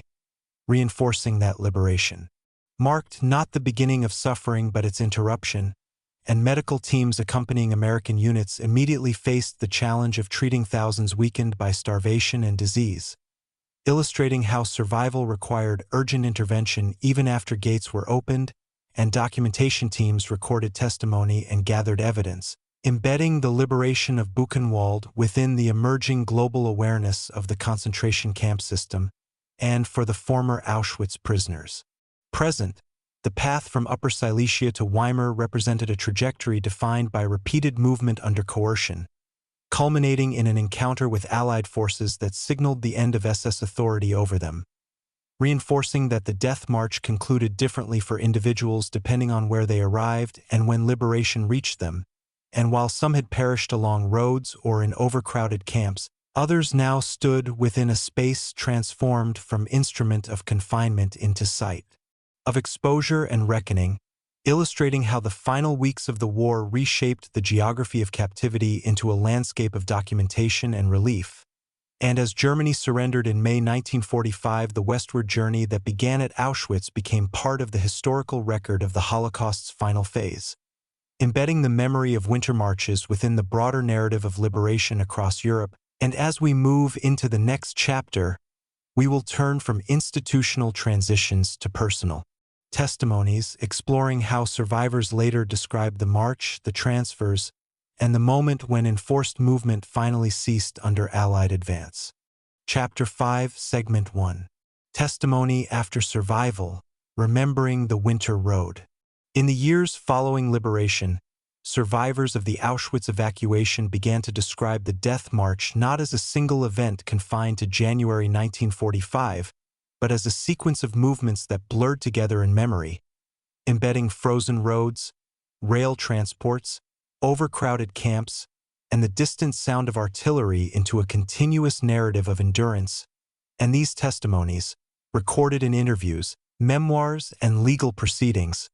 provide insight not only into physical hardship but into how individuals interpreted the meaning of that final winter,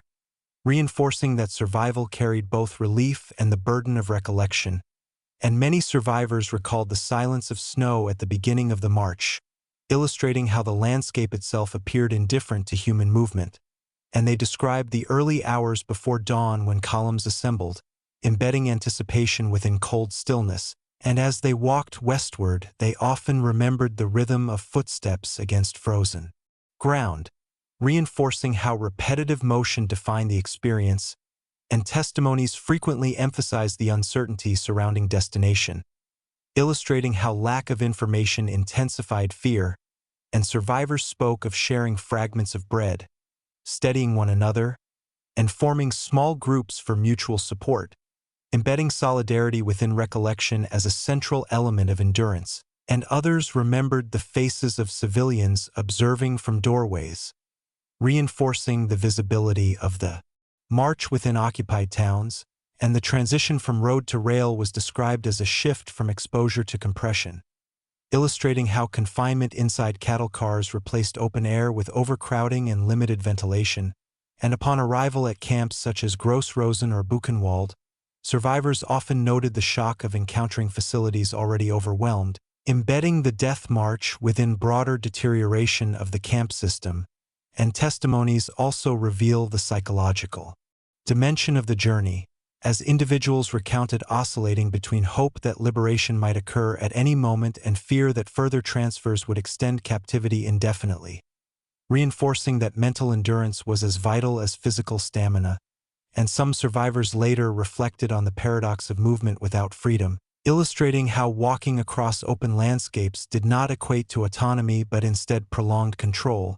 And after liberation, many struggled to articulate the cumulative impact of repeated displacement, embedding memory within layered trauma rather than a single moment. And legal proceedings in the post-war period incorporated such testimonies as evidence, reinforcing that the Death March became part of judicial reckoning as well as personal narrative. And historians have since examined these accounts to reconstruct routes, estimate mortality, and understand lived experience, embedding individual voices within scholarly analysis. And by focusing on testimony, we recognize that the Death March from Auschwitz was not solely a logistical or military episode, but a human event carried forward through memory, reinforcing that the Winter Road of 1945 continues to exist in recorded recollections.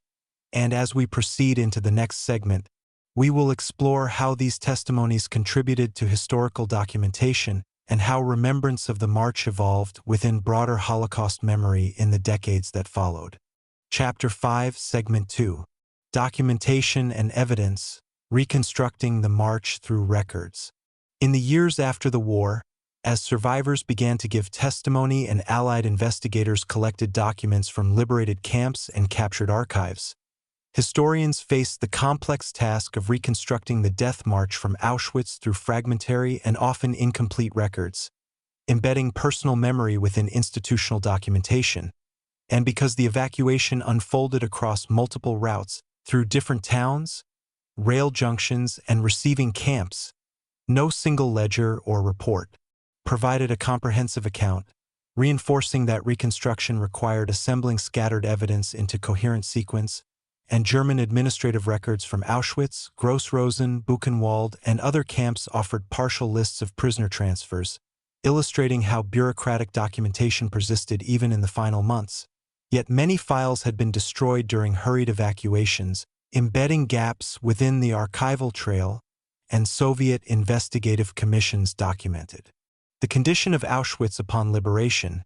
reinforcing the timing of evacuation and the number of prisoners left behind, while American and British military reports described the overcrowded conditions found in camps deeper inside Germany, illustrating how liberation records complemented earlier administrative data, and survivor testimonies added critical detail regarding routes taken, distances covered, and experiences during rail transport, embedding lived perspective within factual chronology. And by comparing transport schedules, rail manifests, and post-war testimonies,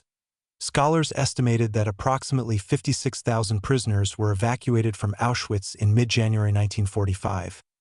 reinforcing the scale of the movement. And mortality estimates along the march vary but commonly range in the thousands, illustrating how precise numbers remain difficult to determine due to incomplete records and the dispersal of evacuees across multiple destinations. And legal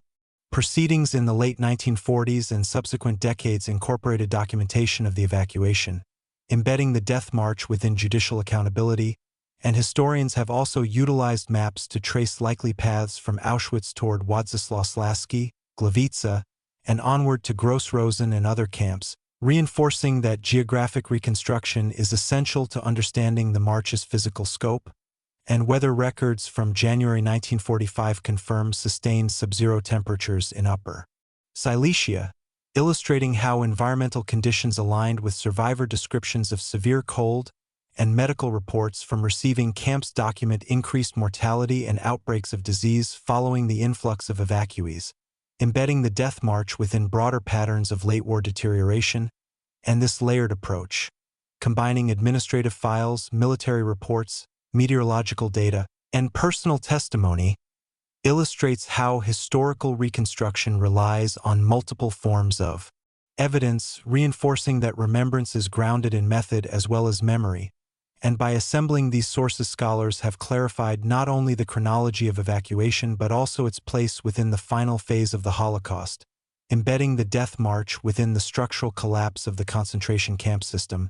And as we move into the next segment, we will examine how public memory and memorialization have incorporated the story of the march, shaping collective understanding of this final winter of forced movement. Chapter 5, Segment 3. Memory in Public Space, Commemoration of the Death March. In the decades following the war, the Death March from Auschwitz gradually entered public consciousness not only through survivor testimony and historical research but also through memorials, commemorative ceremonies, and educational programs, embedding the winter evacuation of January 1945 within the broader landscape of Holocaust remembrance. And because the march unfolded across roads, villages, forests, and rail lines rather than within a single enclosed site, its memory required geographic extension beyond the camp itself, reinforcing that commemoration would not be confined to Auschwitz but would stretch across regions of Poland, Germany, and Austria.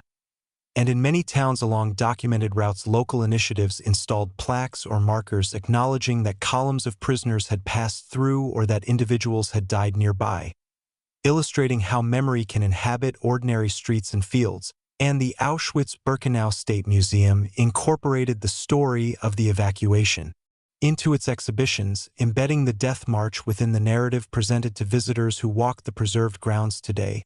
And educational materials often emphasize the chronology of mid-January 1945, explaining how Soviet forces approached while tens of thousands were driven westward, reinforcing that liberation and evacuation occurred simultaneously but in different locations, and public commemorations held each January frequently include references to the march as a final chapter of suffering before the camp's liberation on January 27th, illustrating how annual remembrance integrates both stationary and moving experiences,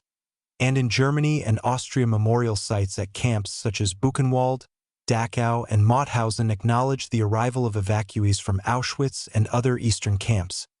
embedding the march within a transnational framework of remembrance, and historians and educators have also developed walking tours along sections of the original routes, illustrating how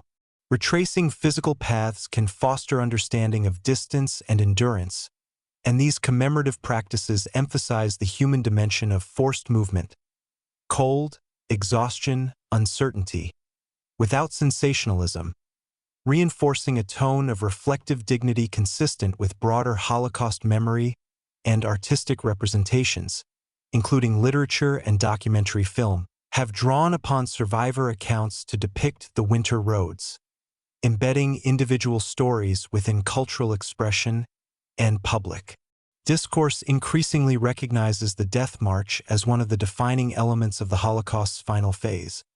illustrating how historical focus has expanded beyond extermination centers to include late-war evacuations and their human cost, and educational curricula in multiple countries reference the evacuation from Auschwitz when teaching about the collapse of Nazi Germany, reinforcing that the march serves as a lens through which to examine ideology, logistics, and survival at the war's end, and by situating the Death March within memorial landscapes and public ceremonies, societies acknowledge not only the suffering endured but also the persistence of memory across generations, embedding the winter of 1945 within a continuum of remembrance that extends into the present. And as we move into the next segment, we will consider how scholarship continues to refine understanding of the march, examining debates over numbers, routes, and interpretation while maintaining clarity, grounded in documented evidence. Chapter 5, Segment 4, Scholarship and Interpretation, Refining Understanding Over Time. As decades passed and access to archives expanded across Eastern and Western Europe,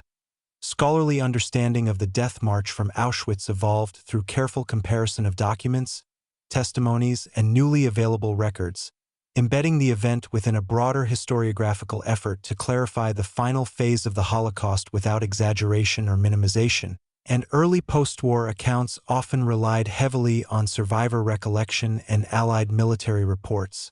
reinforcing that initial reconstructions were shaped by immediacy and incomplete documentation. Yet as German archives became more accessible and Soviet investigative materials were examined in greater depth, historians gained additional tools to estimate prisoner numbers, trace specific routes, and identify administrative directives governing evacuation, illustrating how scholarship refines narrative through accumulation of evidence. And debates over precise mortality figures emerged because the march unfolded across multiple jurisdictions and because record destruction during retreat created unavoidable gaps, embedding uncertainty within quantitative analysis. And most researchers agree that approximately 56,000 prisoners were evacuated from Auschwitz in mid-January 1945, while estimates of those who died during the march and subsequent transfers vary but commonly fall within the range of several thousand, reinforcing that while exact numbers may remain contested, the scale of suffering is firmly established, and scholars have also examined how the Death March fits within the broader pattern of late-war evacuations, comparing routes from Auschwitz with those from camps such as Stutthof, Neuengamme, and Ravensbrück, illustrating how the policy of forced relocation represented a systematic response to advancing Allied forces rather than an isolated decision, and analysis of weather data, rail schedules, and local municipal records has contributed to more precise mapping of the journey, embedding geographic specificity within historical narrative. And researchers have explored the motivations of SS leadership, considering ideological commitment, fear of accountability, and desire to preserve labor as intertwined factors influencing evacuation orders, reinforcing that interpretation must balance structural intent with contextual pressures, and at the same time scholarship has emphasized the importance of centering survivor testimony, embedding personal voice within analytical frameworks rather than treating it as supplementary, and this balanced approach, combining quantitative data, administrative correspondence, environmental context, and lived experience, illustrates how historical method seeks clarity without sensationalism, reinforcing that careful interpretation strengthens rather than diminishes moral gravity, and public debates occasionally arise around representation, particularly regarding how the Death March is portrayed in media or educational settings, yet academic consensus remains grounded in documented evidence that situates the evacuation within the final collapse of the Nazi camp system, illustrating how disciplined scholarship resists both exaggeration and denial, and by refining understanding over time historians ensure that the winter of 1945 is remembered with proportional accuracy, embedding the Death March within a structured account that acknowledges uncertainty where it exists while affirming what is firmly documented. And as we move into the next segment, we will return from scholarly analysis to reflective conclusion, considering how the story of the Death March continues to inform present-day awareness of the Holocaust's final months and the responsibilities of remembrance. Chapter 5, Segment 5. The Long Echo of January, Reflection and Responsibility. The Death March from Auschwitz in January 1945 did not end when the columns stopped moving, nor when the gates of receiving camps were opened by advancing Allied forces, because its consequences extended into memory, scholarship, and moral reflection long after the winter roads of Upper Silesia fell quiet, embedding the event within a larger responsibility to understand how systems collapse and how human beings endure within that collapse. And as we reflect on the sequence that began with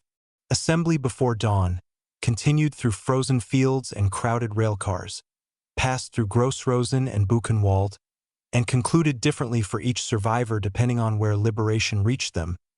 we see that the march represents the final expression of a regime determined to maintain control even as defeat became inevitable, reinforcing that coercion persisted until the very end, and the winter of 1945 reveals how ideology, bureaucracy, and environmental severity converged to produce suffering not through new policies but through the continuation of established ones under retreat, illustrating how systemic violence does not disappear with weakening power but can intensify in transitional moments, and remembering the Death March requires attention to scale, the tens of thousands forced westward, and to individuality, the single marcher conserving strength with each step, sharing bread with a companion, or holding onto a memory of home as the road extended ahead, embedding collective and personal dimensions within one narrative, and it also requires clarity about chronology. The Soviet liberation of Auschwitz on January 27, 1945 occurred while most evacuees were already far along the route, reinforcing that liberation and displacement unfolded simultaneously in different locations, and the story challenges simplified images of wars end by demonstrating that collapse can produce movement rather than immediate release, illustrating how suffering may peak even as authority disintegrates, and in memorial ceremonies and historical study, the Death March is now recognized as one of the defining elements of the Holocaust's final phase, embedding January 1945 within a broader continuum of remembrance that stretches from preserved campgrounds to roadside markers and classroom discussion, and the responsibility carried forward by historians, educators, and communities lies in presenting this episode with proportional accuracy, acknowledging documented numbers, clarifying routes, avoiding sensational language, so that understanding rests on evidence rather than exaggeration, reinforcing that disciplined remembrance honors those who endured without distorting the record, and as time passes and direct witnesses grow fewer, the echo of that winter depends increasingly on archives, testimony recordings, and careful scholarship, embedding the march within the structured memory of institutions committed to preservation, and ultimately the Death March from Auschwitz stands as a reminder that the end of a system can reveal its character as clearly as its expansion, illustrating how control, when threatened, may manifest in forced movement and sustained coercion. And by tracing the journey from the quiet snow outside Auschwitz to liberation in central Germany, we recognize that the winter road of 1945 forms part of a larger historical landscape shaped by ideology, endurance, and accountability, reinforcing that remembrance is not only about recounting suffering but about maintaining clarity in how it is understood and conveyed across generations.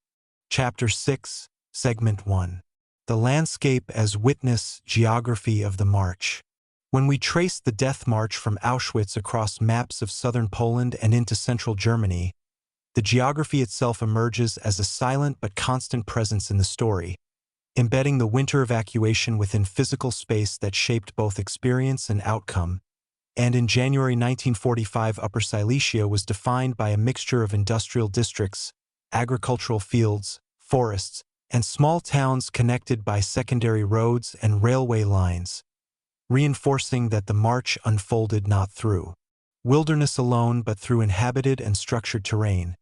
and the initial routes taken by the columns often led westward toward rail junctions such as Władysław Śląski and Gliwice,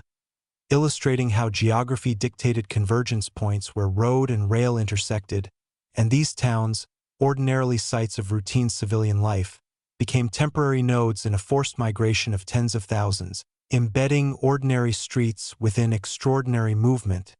and the winter conditions transformed the landscape into both obstacle and exposure, as snow-covered fields reflected cold light and icy roads slowed pace, reinforcing that terrain influenced physical endurance, and open stretches offered little shelter from wind, while wooded areas provided limited protection yet did not alter the enforced forward motion, illustrating how geography can moderate but not eliminate environmental strain, and rivers and rail lines structured the direction of travel, embedding the columns within corridors shaped by infrastructure rather than by arbitrary wandering. And as evacuees progressed beyond Upper Silesia into Lower Silesia and further west, the terrain shifted gradually from industrial outskirts to rural expanses and eventually toward the more densely populated regions of central Germany, reinforcing that each phase of the journey was marked by new physical surroundings even as coercive structure remained constant. And the convergence at railheads introduced another geographical element, the freight yard, where tracks, platforms, and switching stations became transitional spaces between open road and enclosed transport, illustrating how infrastructure mediated the next stage of displacement. And once trains carried prisoners toward camps such as Grossrosen or Buchenwald, the geography of movement extended further across the Reich, embedding the death march within a network spanning hundreds of kilometers, and for local civilians who observed columns passing through villages or along country roads, the landscape itself framed perception, reinforcing that the march was visible within shared space rather than hidden from view. And in the decades after the war, some of these same roads and fields became sites of memorial plaques, embedding memory within geography long after the physical traces of movement disappeared. And historians mapping the march today rely on municipal records, rail schedules, and survivor testimony to reconstruct routes with increasing precision, illustrating how landscape continues to inform understanding even in retrospect. And by focusing on geography, we recognize that the death march was not confined to a single camp or endpoint but extended across a wide swath of Europe during the final winter of the war, embedding human endurance within physical space that remains present today. And as we proceed into the next segment, we will examine how seasonal timing and climate intensified the impact of this geography, shaping survival during the coldest weeks of January 1945. Chapter 6, Segment 2. Winter as Force, Climate, Exposure, and Survival in January 1945. The death march from Auschwitz cannot be understood without recognizing winter not merely as background but as an active force shaping endurance, mortality, and movement. Because in January 1945, the climate of southern Poland and Lower Silesia imposed conditions that intensified every kilometer walked, embedding cold directly into the structure of the evacuation, and meteorological records from that period confirm sustained sub-zero temperatures across Upper Silesia during mid-January, with nighttime lows frequently dropping well below freezing, reinforcing that exposure was continuous rather than occasional, and snow-covered roads and fields, reflecting pale light by day and trapping cold air after sunset, illustrating how the environment amplified physical strain, and for prisoners already weakened by malnutrition, illness, and years of forced labor, the additional stress of winter reduced margins of survival even before movement began, embedding vulnerability within the very air they breathed and clothing issued in the camp. Thin striped uniforms, worn coats, wooden clogs, or damaged shoes was not designed for prolonged outdoor travel in freezing weather, reinforcing that protection against frostbite and hypothermia was minimal. And as columns marched westward, wind across open plains increased heat loss from exposed skin and through damp fabric, illustrating how geography and climate combined to intensify bodily depletion. And overnight halts offered little relief, because barns, sheds, or open fields provided limited insulation, embedding cold into periods that might otherwise have allowed recovery, and the body's response to sustained low temperature includes shivering to generate heat, constriction of blood flow to extremities, and accelerated caloric consumption, reinforcing that hunger deepened as energy reserves were diverted toward survival rather than forward motion, and because rations distributed at departure were minimal and not replenished. Consistently, caloric deficit compounded the physiological burden of cold exposure, illustrating how environmental and nutritional factors converged, and dehydration also became a hidden consequence of winter travel, as access to unfrozen water was limited and the sensation of thirst less obvious in cold air, embedding additional strain within bodily systems already taxed, and frostbite, particularly affecting fingers, toes, ears, and noses, emerged when circulation was insufficient to maintain tissue warmth, reinforcing that minor injuries could become disabling during prolonged marches, and respiratory infections spread easily in such conditions, as cold air irritated airways and weakened immune defenses already compromised by malnutrition, illustrating how climate intersected with health vulnerability. And yet winter also shaped the march in other ways, because snow-covered fields offered fewer opportunities for concealment or escape, embedding surveillance within open whiteness, and icy roads slowed not only prisoners but also retreating German vehicles, reinforcing that climate influenced logistical coordination as well as human endurance. And when prisoners were loaded into freight cars after days of walking, the cold did not recede but shifted form, as poorly ventilated wagons retained damp chill that lingered through transit, illustrating how exposure continued even within enclosure, and in receiving camps such as Gross Rosen and Buchenwald, winter conditions persisted through February and March, embedding ongoing strain within overcrowded barracks where heating was insufficient and sanitation deteriorated. And by viewing winter as a force rather than backdrop, we recognize that the death march unfolded within a climatic framework that intensified every administrative decision and every bodily limit, reinforcing that the environment in January 1945 was not neutral but a shaping element in the final phase of the Holocaust. And as we continue into the next segment, we will explore how timing within the broader war calendar, specifically the rapid advance of Allied forces, interacted with this winter setting to compress the evacuation into days rather than weeks, further shaping its outcome. Chapter 6, Segment 3. Time compressed, the rapid advance and the shortening horizon. If winter shaped the physical experience of the death march from Auschwitz, time shaped its urgency,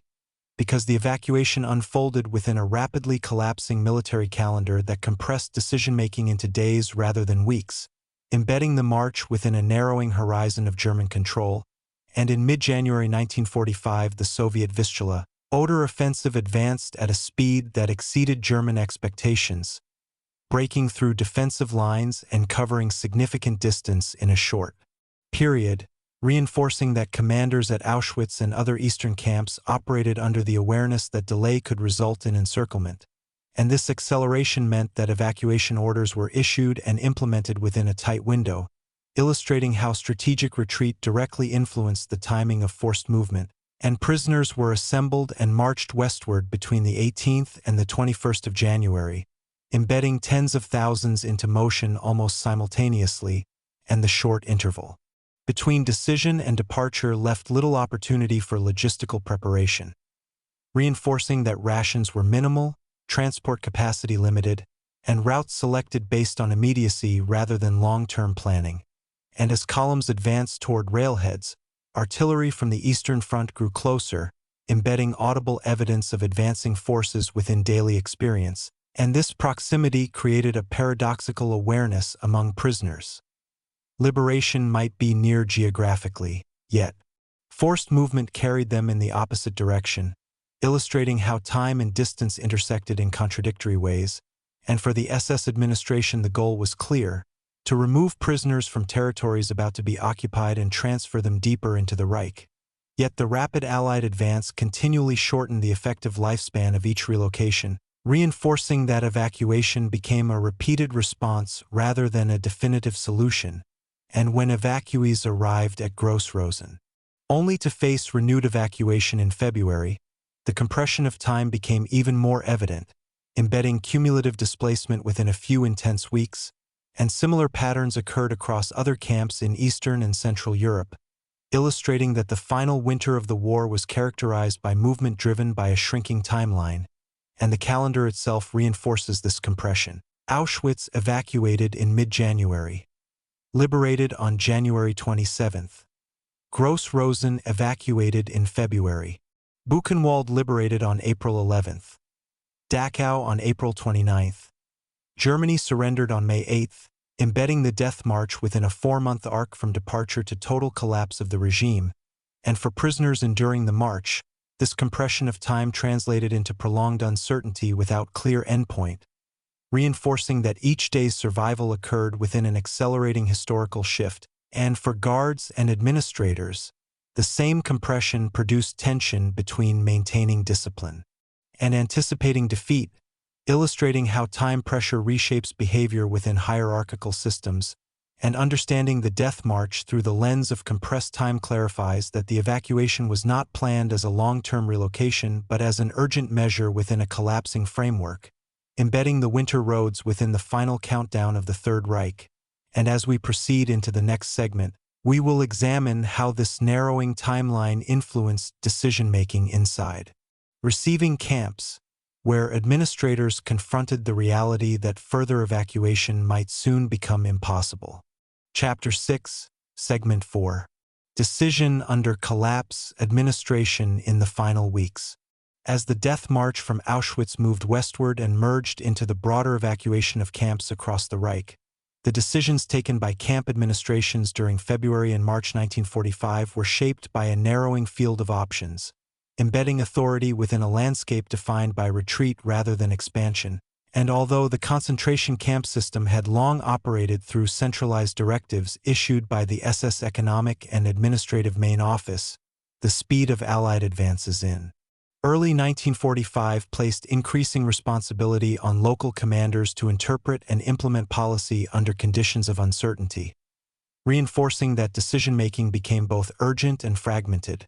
And at camps such as Gross-Rosen and Buchenwald, administrators received instructions emphasizing continued evacuation of prisoners capable of labor while attempting to preserve order, illustrating how ideological commitment to control persisted even as the territorial framework sustaining that control deteriorated, and yet logistical limitations increasingly constrained action, because rail lines were damaged by bombing, fuel was scarce, and roads were congested with retreating military units and civilian refugees, embedding infrastructural breakdown within administrative calculation. And when transports from Auschwitz arrived at Gross-Rosen, camp officials were required to determine rapidly how many prisoners could be absorbed temporarily and how many should be forwarded onward, reinforcing that allocation decisions were shaped by both capacity and urgency. And the same pattern emerged at Buchenwald, where successive waves of evacuees from multiple eastern camps converged within a short period, illustrating how receiving camps became nodes in a chain of displacement rather than endpoints. And within this compressed time frame, Administrative procedures such as registration, labor assignment, and disciplinary oversight continued, embedding bureaucratic continuity within deteriorating conditions, yet the precision that had characterized earlier phases of the camp system became increasingly difficult to maintain, reinforcing that collapse affects not only infrastructure but record-keeping and coordination. And some commanders contemplated further evacuations even as Allied forces approached within tens of kilometers, illustrating how adherence to directive could persist until the final moment. And in certain instances, prisoners were forced onto additional marches during April 1945 despite the near certainty of defeat, embedding repeated displacement within days of liberation, and the tension between preserving labor resources and avoiding capture by advancing troops shaped these decisions, reinforcing that the administration sought to delay exposure of camps for as long as possible, and yet the speed of Allied advance often overtook plans, as seen at Buchenwald, where internal resistance and American arrival intersected before complete evacuation could be achieved, illustrating how collapse interrupts even rigid hierarchies. And by examining administrative decision-making during these weeks, we recognize that the death march and subsequent transfers were not chaotic reactions but structured attempts to manage retreat within a disintegrating system, embedding continuity of coercion within the final phase of the war. And as we move into the next segment, we will explore how prisoners interpreted these repeated decisions to evacuate, examining how the uncertainty of administrative intent shaped psychological endurance during the closing weeks before liberation. Chapter 6, Segment 5. Uncertainty before liberation, waiting inside the shrinking Reich. By March and early April 1945, for those who had survived the march from Auschwitz and subsequent transfers through camps such as Gross-Rosen and Buchenwald, captivity existed within a narrowing geographical space, embedding daily existence inside what remained of the Third Reich as Allied armies advanced from both east and west, and this convergence created a condition of sustained uncertainty in which liberation felt close in distance yet indefinite in timing, reinforcing that anticipation can coexist with continued coercion, and inside overcrowded barracks prisoners heard distant artillery or observed unusual movements among guards, illustrating how sensory cues signaled change without providing clarity, and rumors circulated constantly.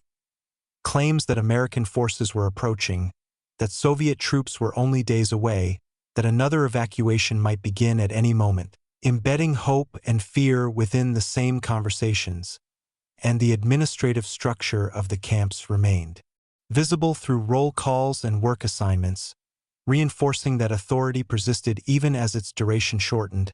and this dual reality shaped psychological endurance, because prisoners were required to maintain daily routine while sensing that the historical framework sustaining that routine was collapsing,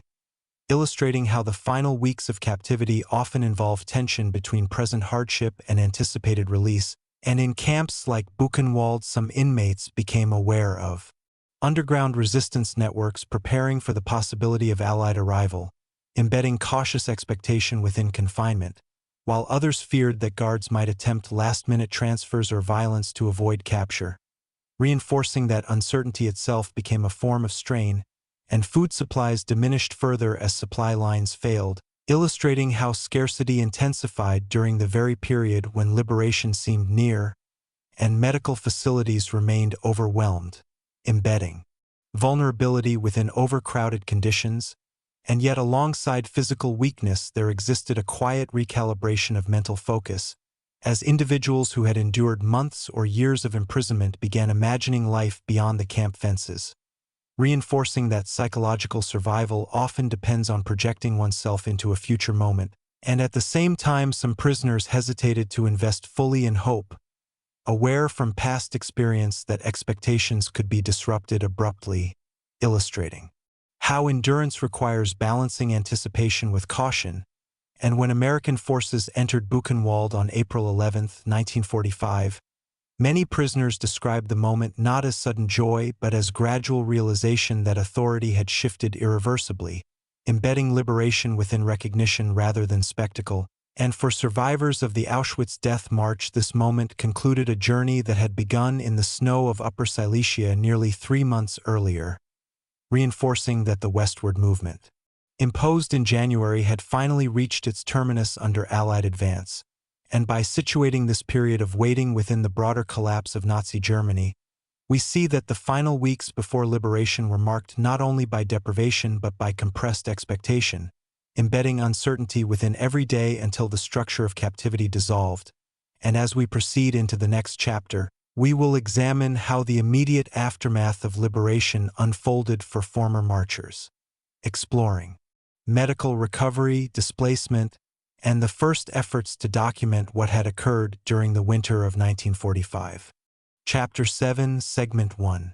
After the gates opened, the immediate aftermath of liberation. When liberation finally reached the camps that had absorbed survivors of the Auschwitz death march, the end of enforced movement did not immediately translate into restoration, because the human body and mind carried the accumulated strain of months and years of deprivation, embedding the first days of freedom within fragility rather than celebration. And in April 1945, as American forces entered Buchenwald and later Dachau and other camps, they encountered thousands of prisoners weakened by starvation, disease, and exposure,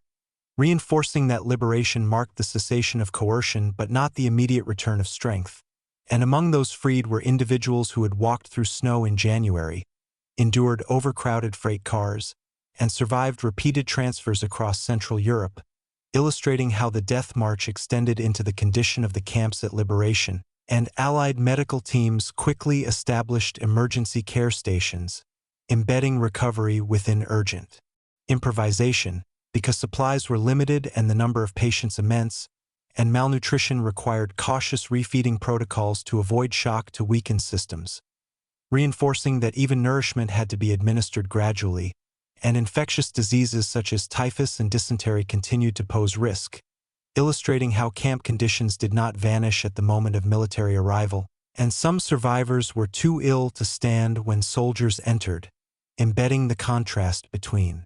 armed liberation and physical incapacity within the same scene. And documentation teams recorded testimonies, photographed barracks, and collected administrative records left behind by retreating SS personnel, reinforcing that the immediate aftermath included both humanitarian relief and evidentiary preservation, and for former marchers the realization that they would not be forced to move again under guard required time to absorb, illustrating how psychological adjustment can lag behind political change. And many described feeling disbelief during the first hours of liberation, embedding the end of captivity within cautious recognition rather than immediate elation. And as days passed, Allied authorities organized displaced persons camps to house survivors temporarily, reinforcing that freedom did not instantly restore home or stability, and the journey that had begun at Auschwitz often transitioned into another form of movement: transport to hospitals, refugee centers, or repatriation routes, illustrating how displacement continued in different contexts. And yet, unlike the forced march of January, these later transfers occurred under conditions oriented toward recovery rather than control, embedding a fundamental shift in intention within continued motion. And understanding the immediate aftermath clarifies that the death march concluded not in a single moment but in a gradual transition from coercion to care, reinforcing that survival in 1945 required navigating both physical rehabilitation and the redefinition of identity beyond the camp system. And as we move into the next segment, we will examine how displaced persons camps functioned in the months following liberation and how survivors of the march began to reconstruct lives disrupted by years of persecution and the final winter of forced movement. Chapter 7, Segment 2. Displaced Persons Camps, Recovery in Transition. In the weeks following liberation, survivors of the Auschwitz death march who had endured evacuation through Gross-Rosen, Buchenwald, Dachau, or other camps entered a new phase of displacement within facilities established by Allied authorities, embedding recovery within temporary environments designed to stabilize rather than confine. And these displaced persons camps, often located in former military barracks, requisition buildings, or sections of liberated concentration camps themselves, functioned as transitional spaces where medical treatment, food distribution, and administrative processing could take place, reinforcing that liberation did not immediately restore home or citizenship but initiated a structured process of identification and care, and many former prisoners arrived in fragile condition, illustrating how months of malnutrition and disease required sustained medical supervision, and Allied medical teams implemented gradual refeeding programs to avoid complications associated with sudden nutritional increase, embedding scientific caution within humanitarian relief, and infectious diseases such as typhus continued to require quarantine measures, reinforcing that the health consequences of the march and overcrowded camps extended beyond the day of liberation, and registration processes sought to document survivors' identities, former residences, and family connections, illustrating how bureaucratic order shifted from coercive cataloging to restorative documentation. And for those who had been marched westward from Auschwitz, these camps represented the first environment in which movement was voluntary rather than enforced, embedding psychological adjustment within daily routine, and yet uncertainty persisted, because many survivors discovered that families had been dispersed or killed, reinforcing that liberation did not erase loss, and communication networks gradually reconnected displaced persons with relatives when possible, illustrating how letters, lists, and broadcasts became tools of reunion, and educational and cultural activities began to emerge within displaced persons' communities, embedding resilience within shared experience, and religious services, language classes, and vocational training programs helped survivors envision futures beyond immediate survival, reinforcing that recovery included mental reconstruction as well as physical healing, and international organizations such as the United Nations Relief and Rehabilitation Administration and later the International Refugee Organization coordinated efforts to resettle survivors who could not or did not wish to return to pre-war homes, illustrating how the aftermath of the Death March extended into global migration patterns, and for many Jewish survivors, emigration to Palestine, the United States, or other countries became the next chapter of displacement, embedding the Winter Road of 1945 within longer journeys across continents, and the displaced persons' camps thus functioned as bridges between captivity and new beginnings, reinforcing that survival required not only endurance during the march but adaptation in its aftermath. And by examining this transitional phase, we recognize that the Death March did not conclude at liberation but flowed into months of recovery, documentation, and decision-making that shaped the post-war lives of those who had walked through snow in January 1945. And as we move into the next segment, we will explore how survivors began to give formal testimony about their experiences, contributing to legal accountability and to the historical record that continues to inform understanding of the Holocaust's final winter. Chapter 7, Segment 3. Giving Testimony from Personal Memory to Historical Record. In the months and years following liberation, survivors of the Auschwitz Death March gradually transitioned from the immediate concerns of recovery and displacement to the deliberate act of giving testimony, embedding personal memory within legal, historical, and communal frameworks that sought to document what had occurred during the winter of 1945. And this process was neither immediate nor uniform because physical weakness, emotional strain, and uncertainty about the future often delayed reflection, reinforcing that remembrance requires stability before articulation, and yet Allied investigators, military authorities, and later judicial bodies requested statements from former prisoners to establish factual chronologies of camp operations, evacuation routes, and mortality patterns, illustrating how individual recollections became integral to the emerging body of evidence used in war crimes trials, and survivors described the assembly at Auschwitz in mid-January, the distribution of minimal rations, the forced march through snow toward rail junctions, and the subsequent overcrowded transports westward, embedding the Death March within recorded testimony that complemented administrative documents,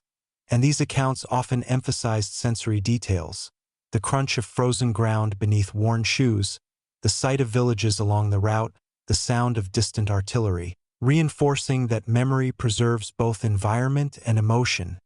and legal proceedings such as those held in Nuremberg and later in German courts relied upon such testimonies to establish patterns of conduct within the SS evacuation policy, illustrating how personal narrative contributed to accountability And beyond courtroom, survivors also participated in community gatherings, published memoirs, and gave interviews to historians, embedding their experiences within collective remembrance. And the act of testimony served multiple purposes. It preserved factual detail, honored those who did not survive, and asserted agency over a narrative previously controlled by perpetrators, reinforcing that speaking about the march transformed enforced silence into documented history. And historians analyzing these testimonies compared them with transport lists, weather records, and municipal archives to reconstruct routes and timelines with increasing precision, illustrating how memory and method intersect in scholarly work. And for many survivors, recounting the death march required revisiting moments of extreme vulnerability, reinforcing that testimony involves emotional as well as intellectual effort. And yet the willingness to speak ensured that the winter evacuation would not fade into obscurity but remain embedded within Holocaust history. And as educational institutions and memorial sites incorporated these narratives into exhibitions and curricula, the voices of former marchers reached audiences far beyond the displaced persons camps of 1945, illustrating how testimony bridges generations. And by situating the death march within a documented and shared record, survivors contributed to a historical understanding grounded in evidence rather than abstraction, reinforcing that remembrance depends upon both archival preservation and lived experience. And as we move into the next segment, we will examine how the legal accountability process unfolded for those responsible for camp evacuations, exploring how the judicial system addressed actions taken during the final winter of the war. Chapter 7, Segment 4. Legal Reckoning, Accountability for the Final Winter. In the aftermath of the war, as the full extent of the concentration camp system came into international view, the question of legal accountability extended beyond the operation of extermination facilities to include the forced evacuations and death marches that marked the final months of Nazi rule, embedding the winter of 1945 within judicial processes aimed at establishing responsibility. And although the primary international military tribunal at Nuremberg focused on leading political and military figures, subsequent trials in both Allied and German courts addressed crimes committed within specific camps, reinforcing that accountability unfolded across multiple levels of authority. And testimony from survivors of the Auschwitz evacuation formed part of the evidentiary record, illustrating how descriptions of forced marching, deprivation, and mortality contributed to legal understanding of actions taken during retreat. And prosecutors examined whether the evacuation orders reflected deliberate indifference to life or constituted continuation of coercive policy despite imminent defeat, embedding the death march within the broader charge of crimes against humanity. And records from camps such as Auschwitz, Gross-Rosen, and Buchenwald were scrutinized to identify commanders and personnel responsible for implementing evacuation directives, reinforcing that legal proceedings required linking administrative structure to individual agency. And some former SS officers were tried in post-war proceedings in Poland and Germany, where evidence included transport logs, orders, and witness testimony, illustrating how documentation and memory converged in courtrooms. And while not every individual involved in escorting or organizing the marches faced trial, the judicial process established that forced evacuation under lethal conditions could constitute criminal conduct, embedding the final winter within the framework of international law. And these trials also clarified the chain of command extending from the SS economic and administrative main office to local camp authorities, reinforcing that decisions were not isolated improvisations but components of systemic policy. And survivors who testified often described the impact of winter exposure, starvation, and repeated transfers, illustrating how legal language translated lived experience into formal charges. And the outcomes of such proceedings varied, with some defendants receiving sentences and others evading conviction due to evidentiary limitations or jurisdictional complexities, embedding the reality that accountability can be partial rather than comprehensive. And yet the existence of trials affirmed that the death march was not merely an unfortunate byproduct of military retreat but part of a criminal system, reinforcing that the end of the war did not erase responsibility for actions taken during its final phase. and over subsequent decades additional investigations revisited aspects of camp evacuation, reflecting evolving legal standards and access to archives, illustrating how reckoning can extend across generations, and by situating the Death March within judicial accountability, we recognize that the winter of 1945 was incorporated into legal memory as well as historical narrative, embedding the event within structures designed to prevent repetition and affirm the rule of law. And as we move into the next segment, we will turn from courtroom processes to broader ethical reflection, considering how the story of the Death March informs contemporary understanding of state power, collapse, and the treatment of vulnerable populations during times of war. Chapter 7, Segment 5. Ethical Reflection, Power, Collapse, and the Lessons of the Final March. The Death March from Auschwitz in January 1945 occupies a distinct place within Holocaust history because it reveals how systems of power behave not only during expansion but during collapse, embedding ethical reflection within the final winter of the war. And as the Third Reich contracted under military defeat, its leadership did not dismantle the structures of coercion but instead redirected them into forced movement, reinforcing that retreat can intensify control rather than soften it. And this pattern invites broader consideration of how state authority operates when threatened, illustrating that ideology and bureaucratic momentum may persist even when strategic defeat is evident, and the evacuation of tens of thousands from Auschwitz was not an impulsive act but a structured decision carried out through established hierarchies, embedding moral responsibility within administrative channels, and the winter conditions, snow, sub-zero temperatures, overcrowded transports, did not alter the intent to preserve control over prisoners, reinforcing that environmental hardship became an accepted consequence of policy. And examining this episode encourages reflection on how vulnerable populations are treated during crises, particularly when institutions prioritize self-preservation over human life, illustrating that ethical boundaries are tested most severely at moments of transition. And the Death March also underscores the importance of documentation and testimony, embedding accountability within memory, because without survivor voices and preserved records the event might have been reduced to rumor rather than recognized as a defined chapter of the Holocaust. And the convergence of military advance and forced evacuation highlights a paradox. Liberation approached geographically even as suffering intensified temporally, reinforcing that progress toward justice does not automatically reduce harm in the short term, and this understanding complicates simplified narratives of war's end, illustrating that collapse can generate additional suffering before resolution occurs. And in contemporary discussions of human rights and conflict, the Death March serves as a reminder that displacement under coercion is not incidental but often structured within policy, embedding ethical obligation within governance, and it calls attention to the responsibility of institutions, military, judicial, educational, to respond to evidence of abuse with clarity and action, reinforcing that prevention depends upon recognizing patterns before they repeat. And for educators and historians presenting this history today, ethical reflection requires maintaining proportional accuracy without sensationalism, embedding respect within narration, because clarity strengthens understanding more effectively than exaggeration. And the Winter Road of 1945 invites contemplation of resilience as well, illustrating how individuals endured conditions designed to break them. Yet,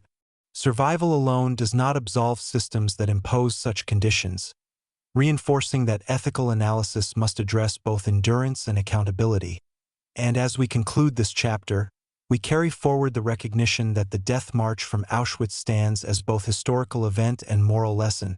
embedding within its frozen landscape a warning about the persistence of coercive power during collapse and the enduring necessity of remembrance grounded in evidence and dignity. Chapter 8, Segment 1. The Final Winter in Context, Death Marches Across the Reich. The evacuation from Auschwitz in January 1945 formed part of a broader pattern that unfolded across the shrinking territory of the Third Reich during its final winter, embedding the Death March within a continental movement of prisoners driven westward as Allied armies advanced from multiple directions. and while the march from Auschwitz remains one of the largest and most documented, similar forced evacuations occurred at camps such as Stutthof near the Baltic coast, Neuengamme near Hamburg, Ravensbrück in northern Germany, and numerous subcamps scattered across occupied Europe, reinforcing that the final phase of the concentration camp system was defined by displacement rather than expansion. And as Soviet forces moved through eastern Poland and into Germany, and as American and British forces crossed the Rhine from the west, camp administrations responded with a consistent directive: evacuate prisoners capable of movement and transfer them deeper into the interior of the Reich, illustrating how policy extended beyond a single region, and these marches often unfolded under severe winter conditions similar to those experienced by evacuees from Auschwitz, embedding environmental hardship within systemic retreat, and the convergence of multiple evacuation routes created a network of movement stretching across Central Europe, reinforcing that tens of thousands were in transit simultaneously, and rail infrastructure, damaged by bombing and strained by military withdrawal,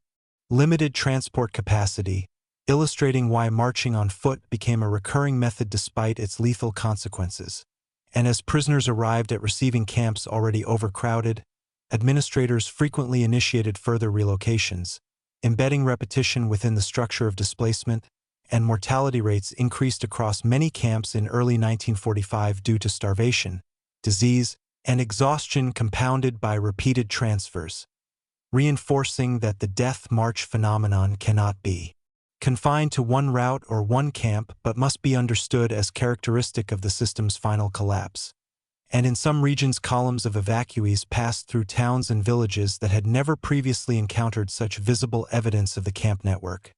illustrating how the retreat exposed elements of the system that had long operated in relative concealment, and the overlap of evacuations with advancing Allied forces produced moments where columns were liberated on roads or in transit,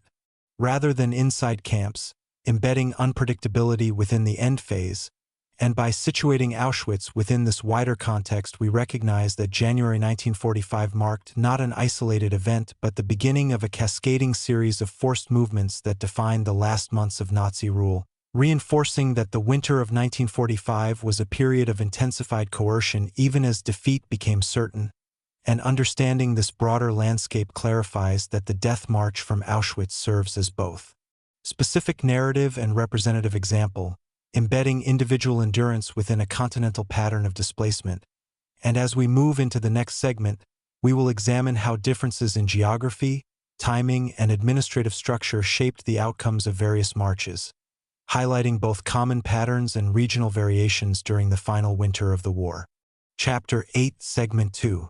Regional variations, routes, terrain, and administrative differences.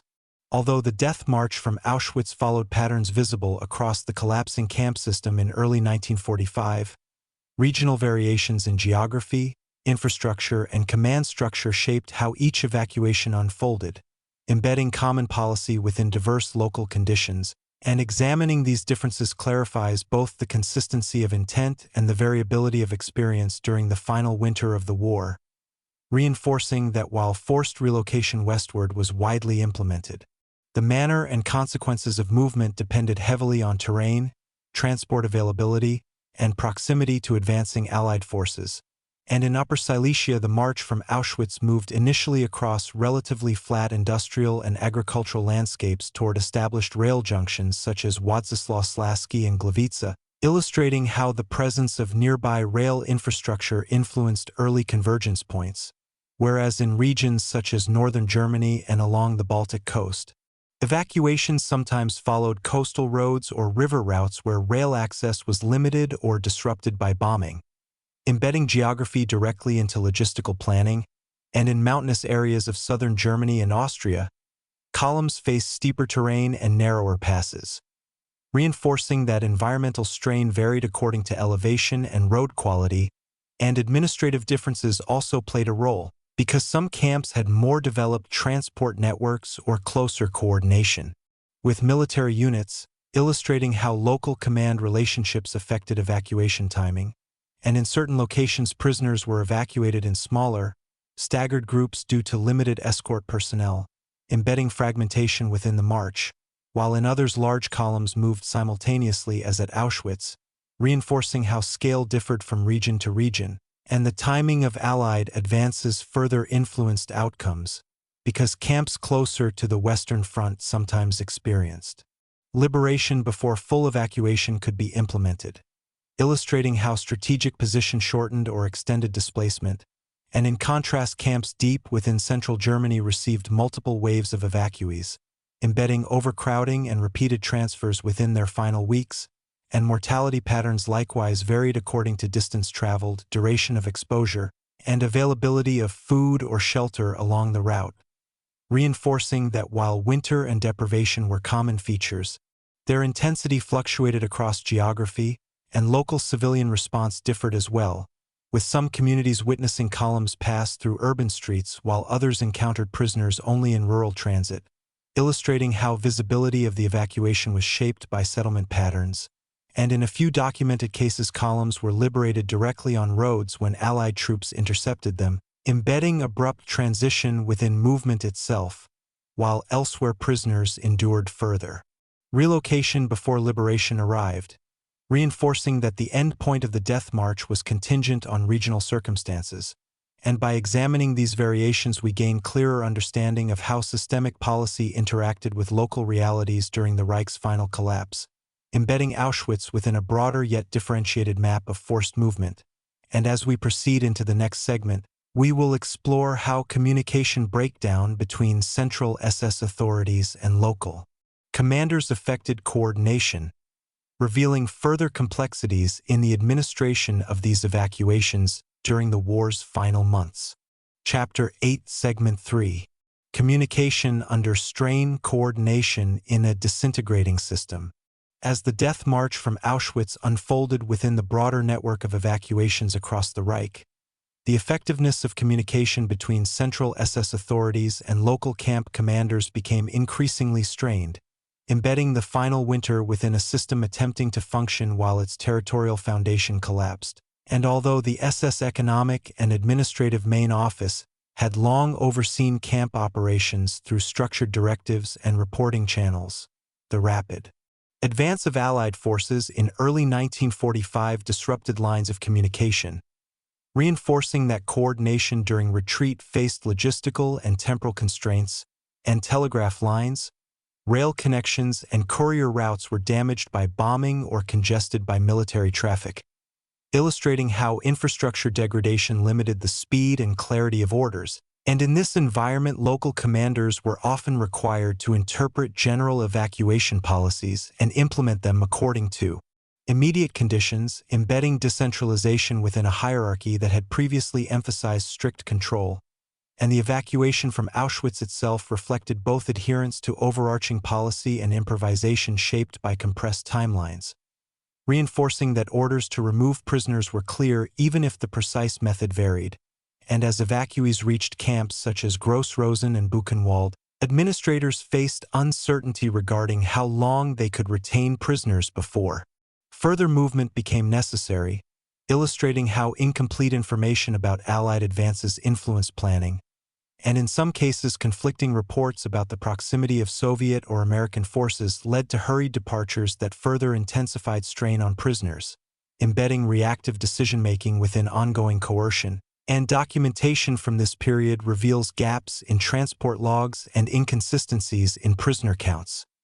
reinforcing that communication breakdown affected record keeping as well as operational coordination. And yet despite these disruptions, the overarching directive to prevent liberation of prisoners by advancing armies remained consistent,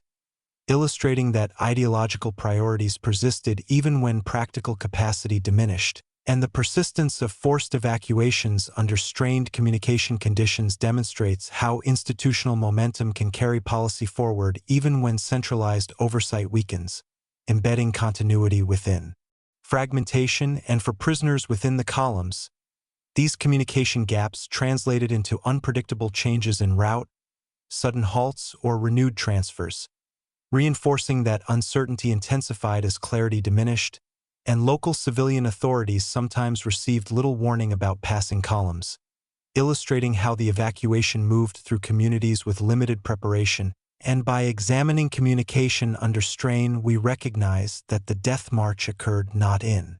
isolation but within a system attempting to sustain coordination while its territorial network unraveled, embedding the winter of 1945 within both structural persistence and operational breakdown. And as we continue into the next segment, we will consider how this weakening coordination influenced the final days before liberation, shaping the decisions that determined whether prisoners were marched onward or left behind as Allied forces closed in. Chapter 8, Segment 4. The Final Decisions: March Onward or Leave Behind. As Allied forces advanced rapidly across Germany in April 1945, the administrators of camps that had absorbed evacuees from Auschwitz faced narrowing options, embedding the final phase of the death march within a series of urgent decisions shaped by proximity to liberation,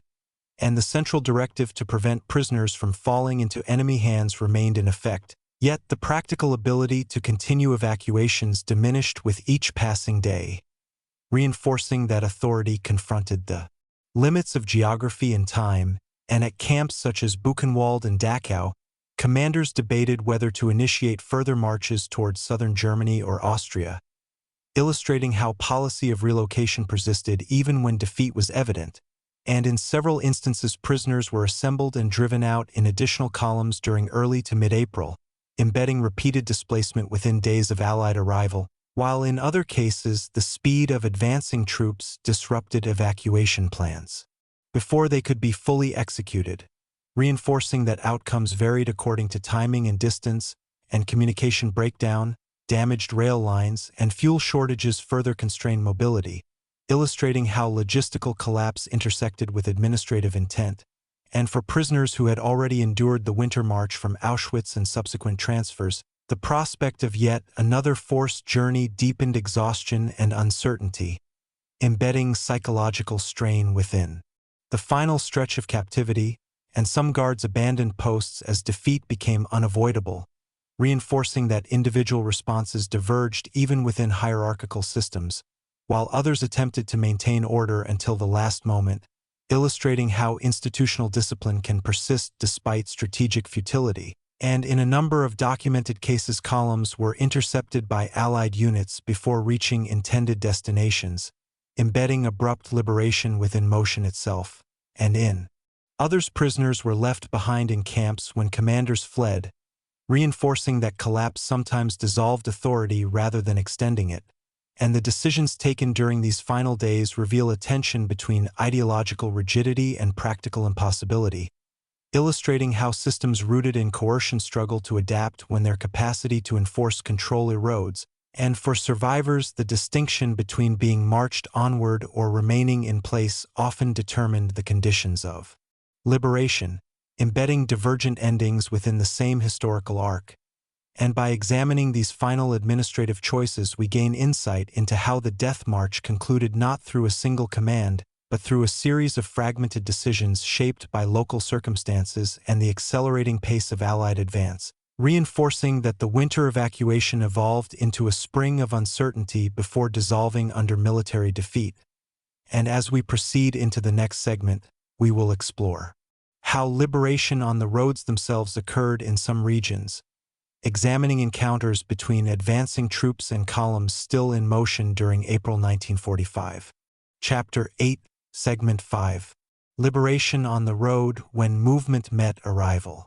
In several regions of Central Europe during April 1945, the advancing Allied armies encountered columns of prisoners still in motion, embedding the end of the death march within open roads rather than behind camp fences. And these encounters illustrate how the final phase of the evacuation dissolved not only through formal surrender but through sudden contact between retreating guards and forward-moving military units, reinforcing that liberation did not always occur at a fixed site but sometimes unfolded along highways, forest paths, and village streets. And as American forces advanced through Thuringia, Bavaria, and other regions of central Germany, reconnaissance units occasionally discovered groups of exhausted prisoners under guard, illustrating how the convergence of movement and arrival created abrupt transitions from coercion to release, and in some instances guards fled upon hearing artillery or sighting Allied vehicles, embedding collapse within visible retreat, while in others brief standoffs occurred before authority shifted, reinforcing that the precise dynamics of liberation varied by location and timing, and for prisoners who had endured months of deprivation and weeks of repeated displacement, the sight of unfamiliar uniforms approaching from the opposite direction marked a decisive change in the structure of power, illustrating how the linear path of the march met an advancing force moving with different intent, and medical personnel attached to. Military units often provided immediate assistance when encountering such columns, embedding emergency care within battlefield operations, and survivors later described the moment of recognition when armed escort no longer determined their pace, reinforcing that freedom sometimes arrived not with ceremony but with practical instruction to rest, receive water, or move toward a nearby village for shelter, and these roadside liberations underscore the compressed timeline of April 1945. Illustrating how the Reich's territorial contraction accelerated so quickly that evacuations underway were overtaken before completion, and the geography of liberation thus mirrored the geography of the march itself, embedding closure within transit corridors that had previously symbolized enforced movement, and in certain cases columns were discovered near rail lines or crossroads where evacuation plans had stalled due to damaged infrastructure, reinforcing that logistical breakdown contributed to the opportunity for interception, and the visibility of such encounters left impressions on local civilians as well, illustrating how communities witnessed the transformation of guarded columns into liberated survivors within their own streets. And by examining these moments we recognize that the Death March concluded not only in camps like Buchenwald or Dachau but also on roads scattered across Central Europe, embedding the end of forced movement within ordinary landscapes, abruptly altered by war's final approach. And as we move into the next chapter, we will shift from the immediate experience of liberation to the longer arc of memory, exploring how the winter of 1945 has been integrated into educational narratives, memorial practices, and public understanding of the Holocaust's closing months. Chapter 9, Segment 1. Integrating the March into Historical Narrative, from Event to Chapter of Memory. In the decades following the war, the Death March from Auschwitz gradually moved from the realm of immediate testimony and courtroom evidence into a defined place within broader Holocaust historiography, embedding the winter of 1945 not as an isolated episode, but as a structured chapter within the final phase of Nazi persecution, and this integration required historians to balance multiple perspectives: administrative documentation, survivor accounts, military reports, and geographic reconstruction, reinforcing that the event's meaning emerged through layered analysis rather than singular narrative, and early histories of the Holocaust often concentrated heavily on extermination centers and the machinery of industrialized killing, illustrating how attention initially focused on sites designed explicitly for mass murder. Yet, as scholarship expanded in scope during the latter half of the 20th century,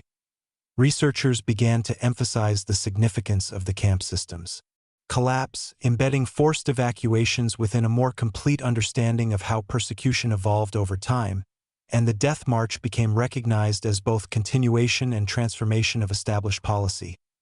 reinforcing that systematic coercion did not cease when extermination facilities were dismantled or abandoned, but instead manifested through displacement under lethal conditions. And historians examining transport logs, weather data, and testimony reconstructed the chronology of mid-January 1945, illustrating how the evacuation of approximately 56,000 prisoners from Auschwitz occurred over a compressed span of days, and mortality estimates, while varied, were contextualized within broader patterns of deprivation and exposure across the Reich, embedding quantitative analysis within human narrative. And academic conferences, museum exhibitions, and scholarly publications increasingly referenced the Death March as emblematic of the regime's final determination to retain control over prisoners despite imminent defeat, reinforcing that collapse can intensify coercion rather than diminish it. And educational curricula incorporated sections on camp evacuations to help students understand that liberation was preceded by forced movement, illustrating how memory expanded beyond static images of barbed wire to include winter roads and rail junctions, and this integration into historical narrative required careful language, avoiding sensationalism while acknowledging documented suffering, embedding proportional clarity within public discourse, and as archives opened in Eastern Europe after the Cold War, additional records allowed refinement of routes and prisoner numbers, reinforcing that historical understanding evolves with access to evidence, and survivor memoirs published in subsequent decades contributed nuanced personal reflections that complemented academic analysis, illustrating how lived experience continues to shape interpretation. And by situating the Death March within the structured timeline of the Holocaust's final months, historians ensure that the winter of 1945 is neither minimized nor detached from the broader system that produced it, embedding the march within a continuum that links policy, retreat, endurance, liberation, and remembrance. And as we proceed into the next segment, we will examine how museums and memorial sites present the story of the Death March to contemporary audiences, exploring the balance between education and reflection in public space. Chapter 9, Segment 2, presenting the Winter Road, Museums, Memorials, and Public Education.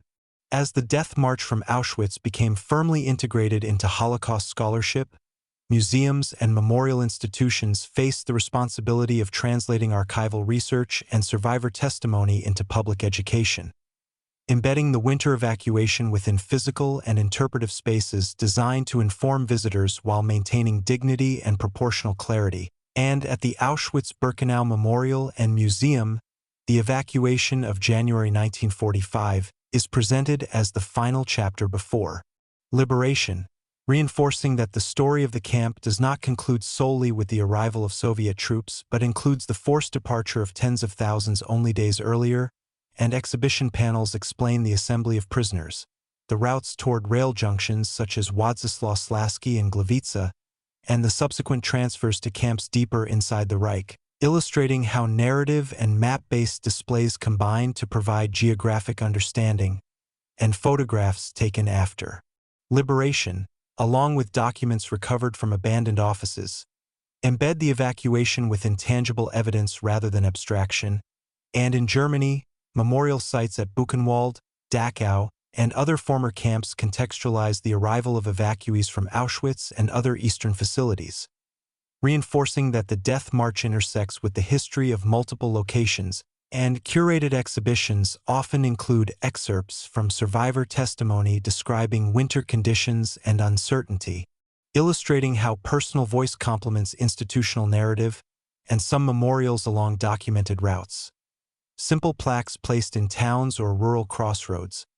acknowledge that columns of prisoners passed through or that individuals died nearby, embedding remembrance within everyday landscapes, and educational programs frequently incorporate discussions of the Death March when examining the collapse of Nazi authority in early 1945,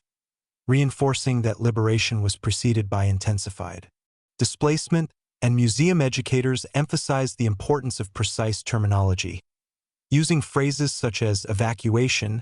while clarifying that the term concealed coercive intent, illustrating how language shapes understanding, and interactive digital maps now allow visitors to trace segments of the route, embedding technology within commemoration to make distance and scale more comprehensible, and public lectures and guided tours encourage reflection on the moral and historical implications of the march without resorting to dramatization, reinforcing that careful presentation fosters informed engagement,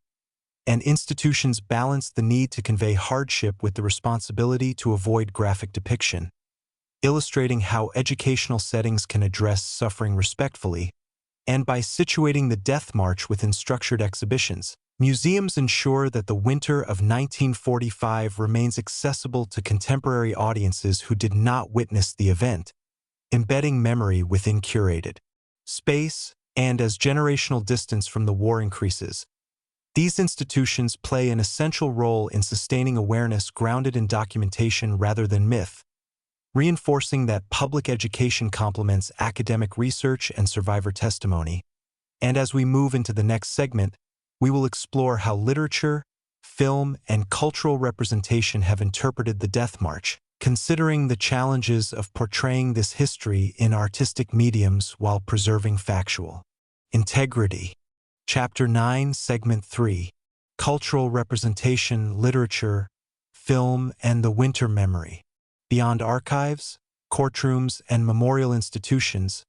the Death March from Auschwitz has also entered cultural representation through literature, documentary film, and artistic reflection, embedding the winter of 1945 within mediums that reach audiences in different ways than academic study. And this process raises careful questions about balance between narrative expression and historical precision, reinforcing that representation must remain grounded in evidence even as it adopts literary or visual form, and survivor memoirs published in the decades after the war often devoted chapters to the evacuation, illustrating how personal storytelling integrates chronological detail with reflection, and writers describe the snow-covered roads, the uncertainty of destination, and the layered fatigue of repeated displacement, embedding experiential nuance within historical context, and these memoirs frequently avoided sensational language, reinforcing that measured tone can convey gravity without exaggeration, and documentary filmmakers have likewise incorporated testimony, archival footage, and location filming along former routes to reconstruct the march visually,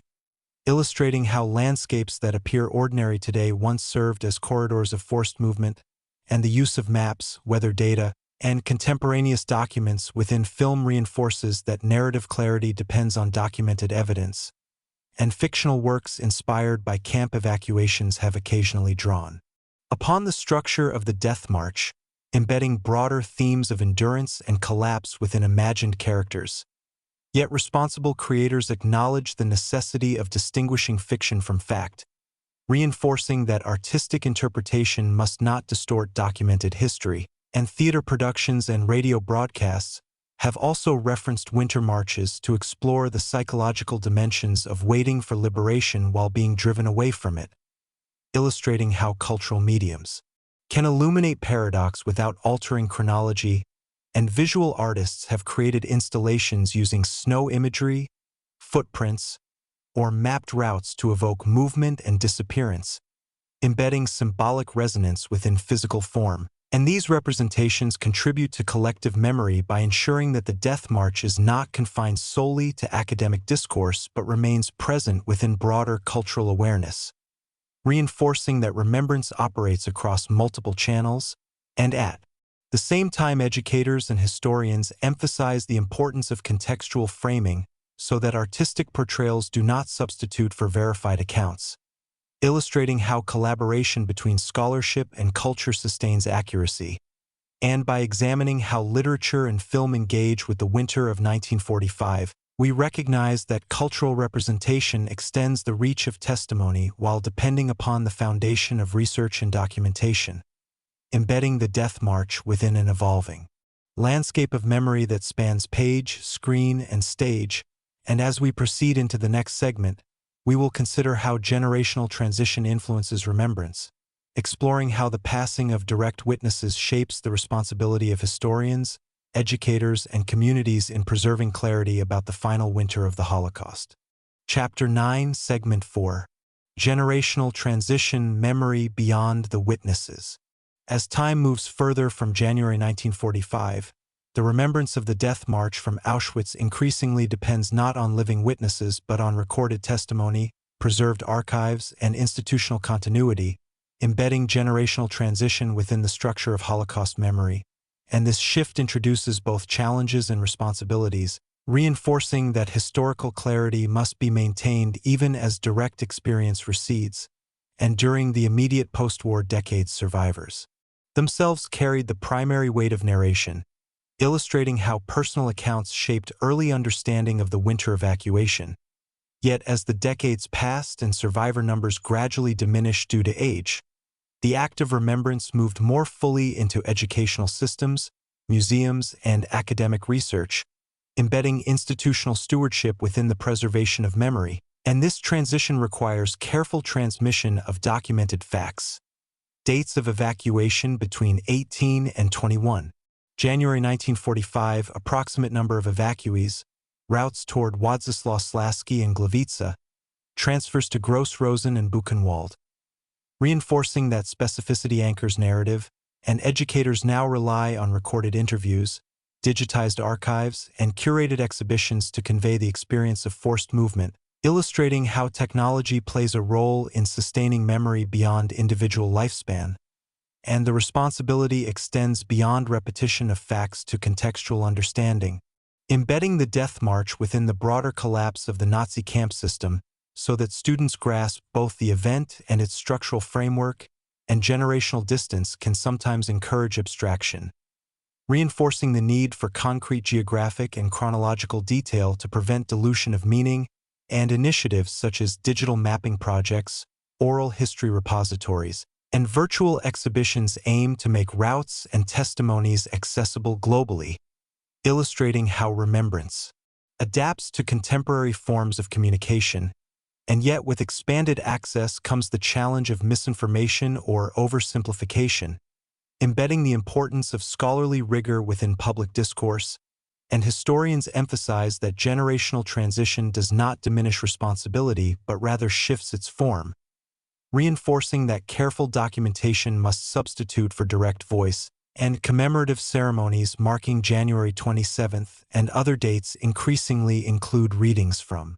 archive testimony, illustrating how recorded words continue to speak even when speakers are no longer present, and younger generations who engage with this history often do so through structured curricula or guided visits, embedding remembrance within civic education. And by acknowledging generational transition openly, institutions reinforce continuity rather than rupture, illustrating that memory can endure through disciplined preservation and teaching, and the Death March thus remains part of collective awareness not because witnesses remain numerous but because records, research, and responsible education sustain its presence, embedding January 1945 within a timeline that extends into the present and future. And as we move into the next segment, we will reflect on how the physical landscapes once crossed during the march are understood today, considering how ordinary roads and towns carry layers of historical meaning beneath their current appearance. Chapter 9, Segment 5. Landscapes of Memory, Ordinary Roads, Enduring Meaning. Today, many of the roads, fields, and rail junctions once crossed during the Death March from Auschwitz appear unremarkable, embedding the winter of 1945 within landscapes that have resumed ordinary rhythms of traffic, agriculture, and daily life. And this transformation invites reflection on how physical space can carry historical meaning even when visible traces have faded, reinforcing that memory often resides beneath surface normality. And in Upper Silesia, the routes leading toward Władysław Śląski and Gliwice now function as modern roads lined with houses, shops, and industrial sites, illustrating how contemporary development overlays former corridors of forced movement. Yet local memorial plaques or historical markers in certain towns acknowledge that columns of prisoners passed through during January 1945, embedding remembrance within everyday geography, and along sections of railway once used to transport evacuees toward Gross-Rosen and Buchenwald. Trains continue to operate for civilian travel, reinforcing that infrastructure persists even as its historical associations shift. And this coexistence of present utility and past suffering illustrates how landscapes can contain layered narratives, and historians and educators sometimes organize guided walks or commemorative marches along portions of documented routes, embedding embodied experience within remembrance, allowing participants to approximate distance and terrain without replicating coercion. And such activities emphasize reflection rather than reenactment, reinforcing that the purpose of revisiting these paths is understanding rather than simulation. And in Germany and Poland alike, community initiatives have installed small memorial stones near roadsides where documented deaths occurred, illustrating how local engagement contributes to broader historical awareness. And these markers often include dates and brief descriptions grounded in archival evidence, embedding specificity within commemoration, and the ordinariness of these landscapes underscores a central insight. The Death March did not occur in remote isolation but in spaces visible to surrounding communities, reinforcing that history unfolded within shared environments, And as generational transition continues, maintaining awareness of these routes requires integration into educational maps, museum exhibits, and digital archives, illustrating how physical and virtual landscapes intersect in contemporary remembrance. And by recognizing that snow-covered roads of January 1945 are now paved highways and quiet rural lanes, we understand that memory depends not on preserved ruins alone, but on sustained attention to documented history, embedding the Winter March within spaces that appear unchanged yet carry enduring significance. And as we proceed into the final chapter, we will return to reflection, drawing together themes of endurance, collapse, accountability, and remembrance to consider what the Death March from Auschwitz represents within the larger narrative of the Holocaust and the final months of the Second World War. Chapter 10, Segment 1. The Final Winter Within the Larger War, Collapse and Continuity. When we place the Death March from Auschwitz within the wider frame of the Second World War's final months, the event appears not as an isolated tragedy, but as a concentrated expression of a system collapsing under external pressure while preserving internal continuity, embedding January 1945 within both military defeat and ideological persistence. And by early that month, the German Eastern Front had fractured under the Soviet Vistula-Oder offensive, reinforcing that territorial contraction was rapid and decisive. Yet even as armies retreated and defensive lines failed, the administrative mechanisms of the concentration camp system continued to operate according to established priorities, illustrating how collapse at the front did not automatically dissolve institutional routines behind it, and the evacuation of approximately 56,000 prisoners from Auschwitz between the 18th and the 21st of January unfolded against this accelerating military context, embedding forced movement within a shrinking geopolitical map, and the decision to march prisoners westward toward rail junctions and onward to camps such as Gross-Rosen and Buchenwald demonstrates that the regime sought to retain control over human bodies even as it lost control over territory, reinforcing that continuity of coercion can persist inside strategic failure, and the winter climate intensified the physical cost of this policy. Yet the decision to proceed regardless illustrates how environmental hardship was subordinated to administrative intent, embedding human endurance within bureaucratic calculation, and as Allied forces advanced from both east and west during February and March, similar evacuations occurred across the Reich, illustrating that Auschwitz formed part of a broader pattern rather than a singular anomaly, and by April 1945, with American troops liberating Buchenwald and Dachau and Soviet troops pushing deeper into Germany, the camp system disintegrated unevenly, reinforcing that liberation and collapse were staggered across space and time, and within this broader war narrative the Death March reveals a paradox. The closer the end approached, the more compressed and intensified displacement became, illustrating how final phases of conflict can generate concentrated episodes of suffering before cessation occurs, and understanding this relationship between collapse and continuity allows us to situate the Winter Road of 1945 within the larger arc of the war's end, embedding the march within a timeline that stretches from invasion to defeat, and by examining both military chronology and administrative persistence we gain a fuller perspective on how systemic violence can endure until the very moment of dissolution, reinforcing that the Death March stands not apart from the war's conclusion but at its core. And as we move into the next segment, we will reflect more directly on the human dimension within this historical structure, considering how individual endurance and collective memory intersect with the broader narrative of collapse and liberation. Chapter 10, Segment 2. Individual endurance within structural collapse. While military maps and administrative directives help us understand the structure surrounding the Death March from Auschwitz, the full meaning of January 1945 also rests in the experience of individuals who walked those winter roads, embedding human endurance within the broader framework of collapse and continuity. And when we shift our focus from policy to person, from route to step, we see how large-scale historical processes were lived moment by moment, reinforcing that systemic violence ultimately unfolds through individual bodies, and each marcher carried not only physical exhaustion but also memory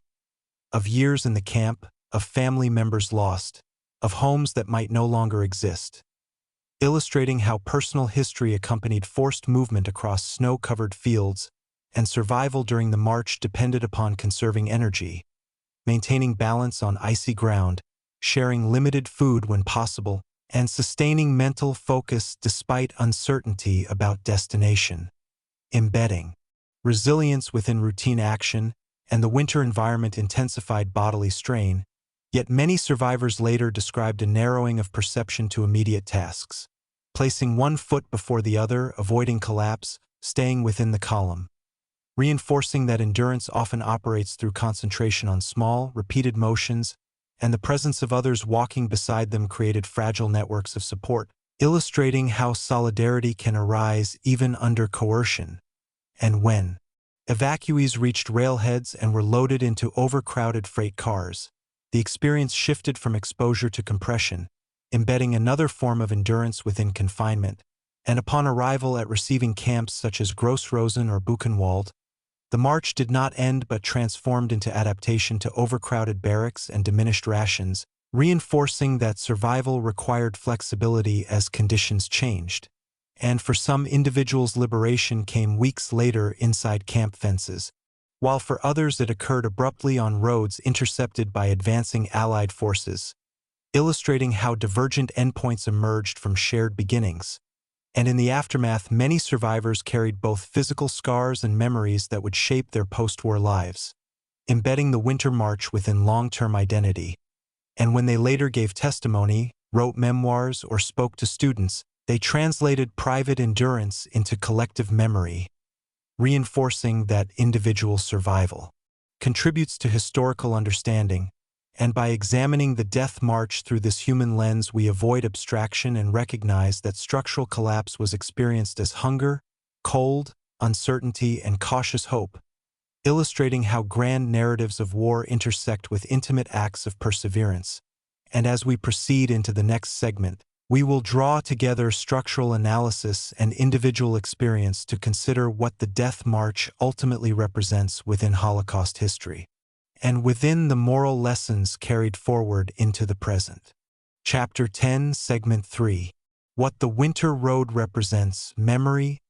Meaning, and Responsibility. When we look back across the arc of the death march from Auschwitz in January 1945, from the silent snow outside the camp to the scattered points of liberation weeks later, we are left not only with chronology but with meaning, embedding the Winter Road within both historical structure and moral reflection. And the march represents the final expression of a system that chose continuity of control over preservation of life even in the face of inevitable defeat,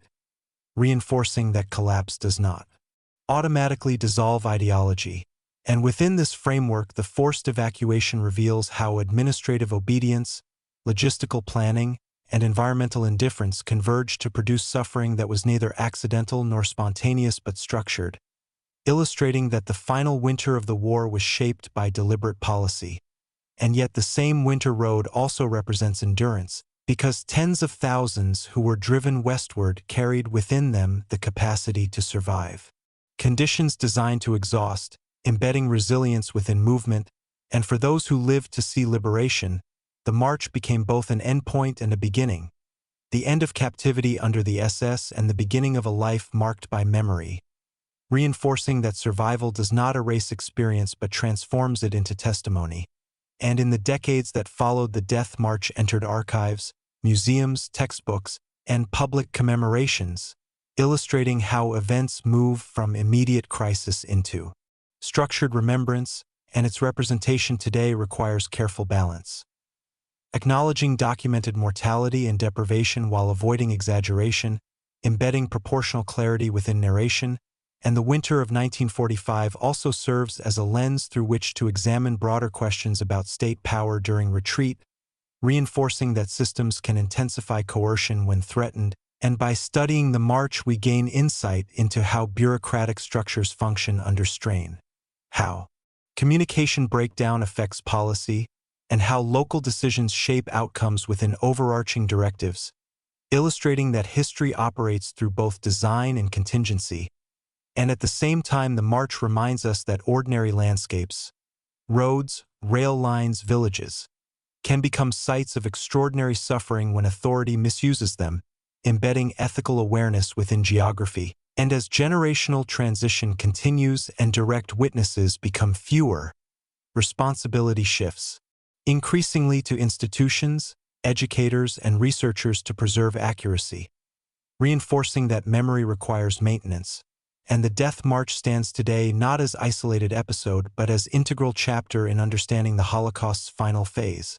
illustrating that liberation was preceded by intensified displacement and that the end of a regime does not arrive without human cost. And when we return in reflection to that winter morning in January 1945, when columns began to move away from Auschwitz under a pale sky, we understand that the road they walked extends into our present through documentation, education, and remembrance, embedding January 1945 within an enduring commitment to clarity, dignity, and historical responsibility. Chapter 10, Segment 4. The Quiet After Returning to the Snow. If we return, in reflection, to the beginning of the Death March from Auschwitz in January 1945, we find again the image of winter ground under a pale sky, embedding the event within a physical stillness that contrasts with the movement imposed upon it. And this quiet beginning offers a frame through which to understand the full arc of what followed, reinforcing that history often unfolds in ordinary surroundings before its consequences become visible. And the snow that covered the roads did not carry intention, yet it intensified every step taken by those forced to walk westward, illustrating how environment can magnify policy without originating it. And the columns that moved through Upper Silesia were shaped by orders issued in offices, yet they passed through villages, fields, and rail junctions that remain part of the landscape today, embedding memory within geography that has resumed daily life. And as we consider the conclusion of this history, we recognize that the Death March stands at the intersection of system and season, of ideology and winter, reinforcing that human structures operate within natural settings that neither justify nor mitigate their choices. And the end of the march did not arrive with a single command but dissolved gradually as Allied forces advanced, as guards retreated, and as prisoners ceased to be driven forward, illustrating how collapse can be incremental rather than dramatic. And in that dissolution the snow eventually melted, roads cleared, and traffic resumed, embedding the transformation of space within the passing of time. Yet the memory of January 1945 did not melt with the thaw, because survivors carried it into testimony, courts recorded it into proceedings, and historians placed it within structured narrative, reinforcing that events endure through documentation even when physical traces fade. And the quiet after liberation often involved reflection rather than noise, as individuals confronted both relief and loss, illustrating that endings are layered with complexity. And when we revisit the winter road today through archives or memorial markers, we do so without recreating its coercion, embedding remembrance within calm analysis rather than reenactment. And this quiet approach aligns with the responsibility to present history proportionally, reinforcing that clarity honors experience more effectively than dramatization. And the Death March from Auschwitz, therefore, remains part of our understanding not because it shouts but because it is recorded, studied, and taught with care, illustrating how disciplined remembrance preserves gravity without spectacle. And as we approach the final segment of this chapter, we carry forward the recognition that January 1945 represents both the persistence of coercive power and the endurance of those who survived it, embedding within that winter road a lasting call to remember accurately, speak carefully, and sustain the structures of knowledge that prevent erasure. Chapter 10, Segment 5. The Road That Remains, Closing Reflection. When we consider the Death March from Auschwitz in its entirety, from the moment columns were assembled in mid-January 1945 to the varied points of liberation weeks later, what remains most enduring is not only the sequence of events but the road itself as a symbol of transition between captivity and collapse, embedding the final winter of the Holocaust within a path that connected ideology, geography, and human endurance. And that road, though no longer marked by forced columns, continues to exist in documentation, scholarship, and public memory, reinforcing that history persists through structured remembrance rather than physical trace. And the march represented the final assertion of a regime unwilling to relinquish control even as defeat became certain, illustrating how systemic coercion can continue until the last moment of authority. And yet within that imposed movement there existed individual endurance, step after step taken in snow and uncertainty, embedding resilience within. Structural oppression and liberation, when it arrived, did not erase what had occurred but reframed it within a new context of accountability and recovery, reinforcing that endings are often beginnings of reflection. And over the decades, the Death March has been mapped, studied, and taught as integral to understanding the Holocaust's final phase, illustrating that the story of Auschwitz does not conclude solely with the opening of its gates but includes the departure of those driven westward. Days earlier, and museums, memorials, and educational institutions now present this winter episode with measured language and documented evidence, embedding proportional clarity within public awareness. And as generational transition continues, responsibility for preserving the record rests increasingly on archives, scholars, and educators, reinforcing that memory requires maintenance, and the ordinary landscapes once crossed during January 1945. Roads, villages, rail lines serve as reminders that history unfolds within shared environments, illustrating how the familiar can carry hidden layers of meaning. And by tracing the arc from assembly to liberation, we understand that the Death March stands as both specific historical event and broader lesson about power, collapse, and the endurance of those subjected to coercion, embedding January 1945 within a continuum that stretches into our present. And in returning one final time to the quiet snow outside Auschwitz, we recognize that remembrance itself is an act of steadiness. To record accurately, to avoid distortion, and to sustain dignity in narration, reinforcing that the road they were forced to walk remains in our collective understanding not as spectacle but as documented truth, carried forward with care and responsibility. Today, the roads that once carried thousands westward in the winter of 1945 are quiet. Snow falls there again each year. Trains still pass through the same junctions. Villages continue their daily rhythm. But beneath that ordinary surface, history remains. The Death March from Auschwitz was not only a movement across geography. It was a final chapter in a collapsing system, a chapter shaped by winter, by policy, by endurance, and by survival. And remembering it carefully, without exaggeration and without forgetting, is part of understanding how that system functioned until its very end. Here, we choose to tell that history slowly, completely, respectfully. If you value long-form Holocaust history presented with clarity and dignity, consider subscribing to In and Out Nazi Germany. Thank you for listening.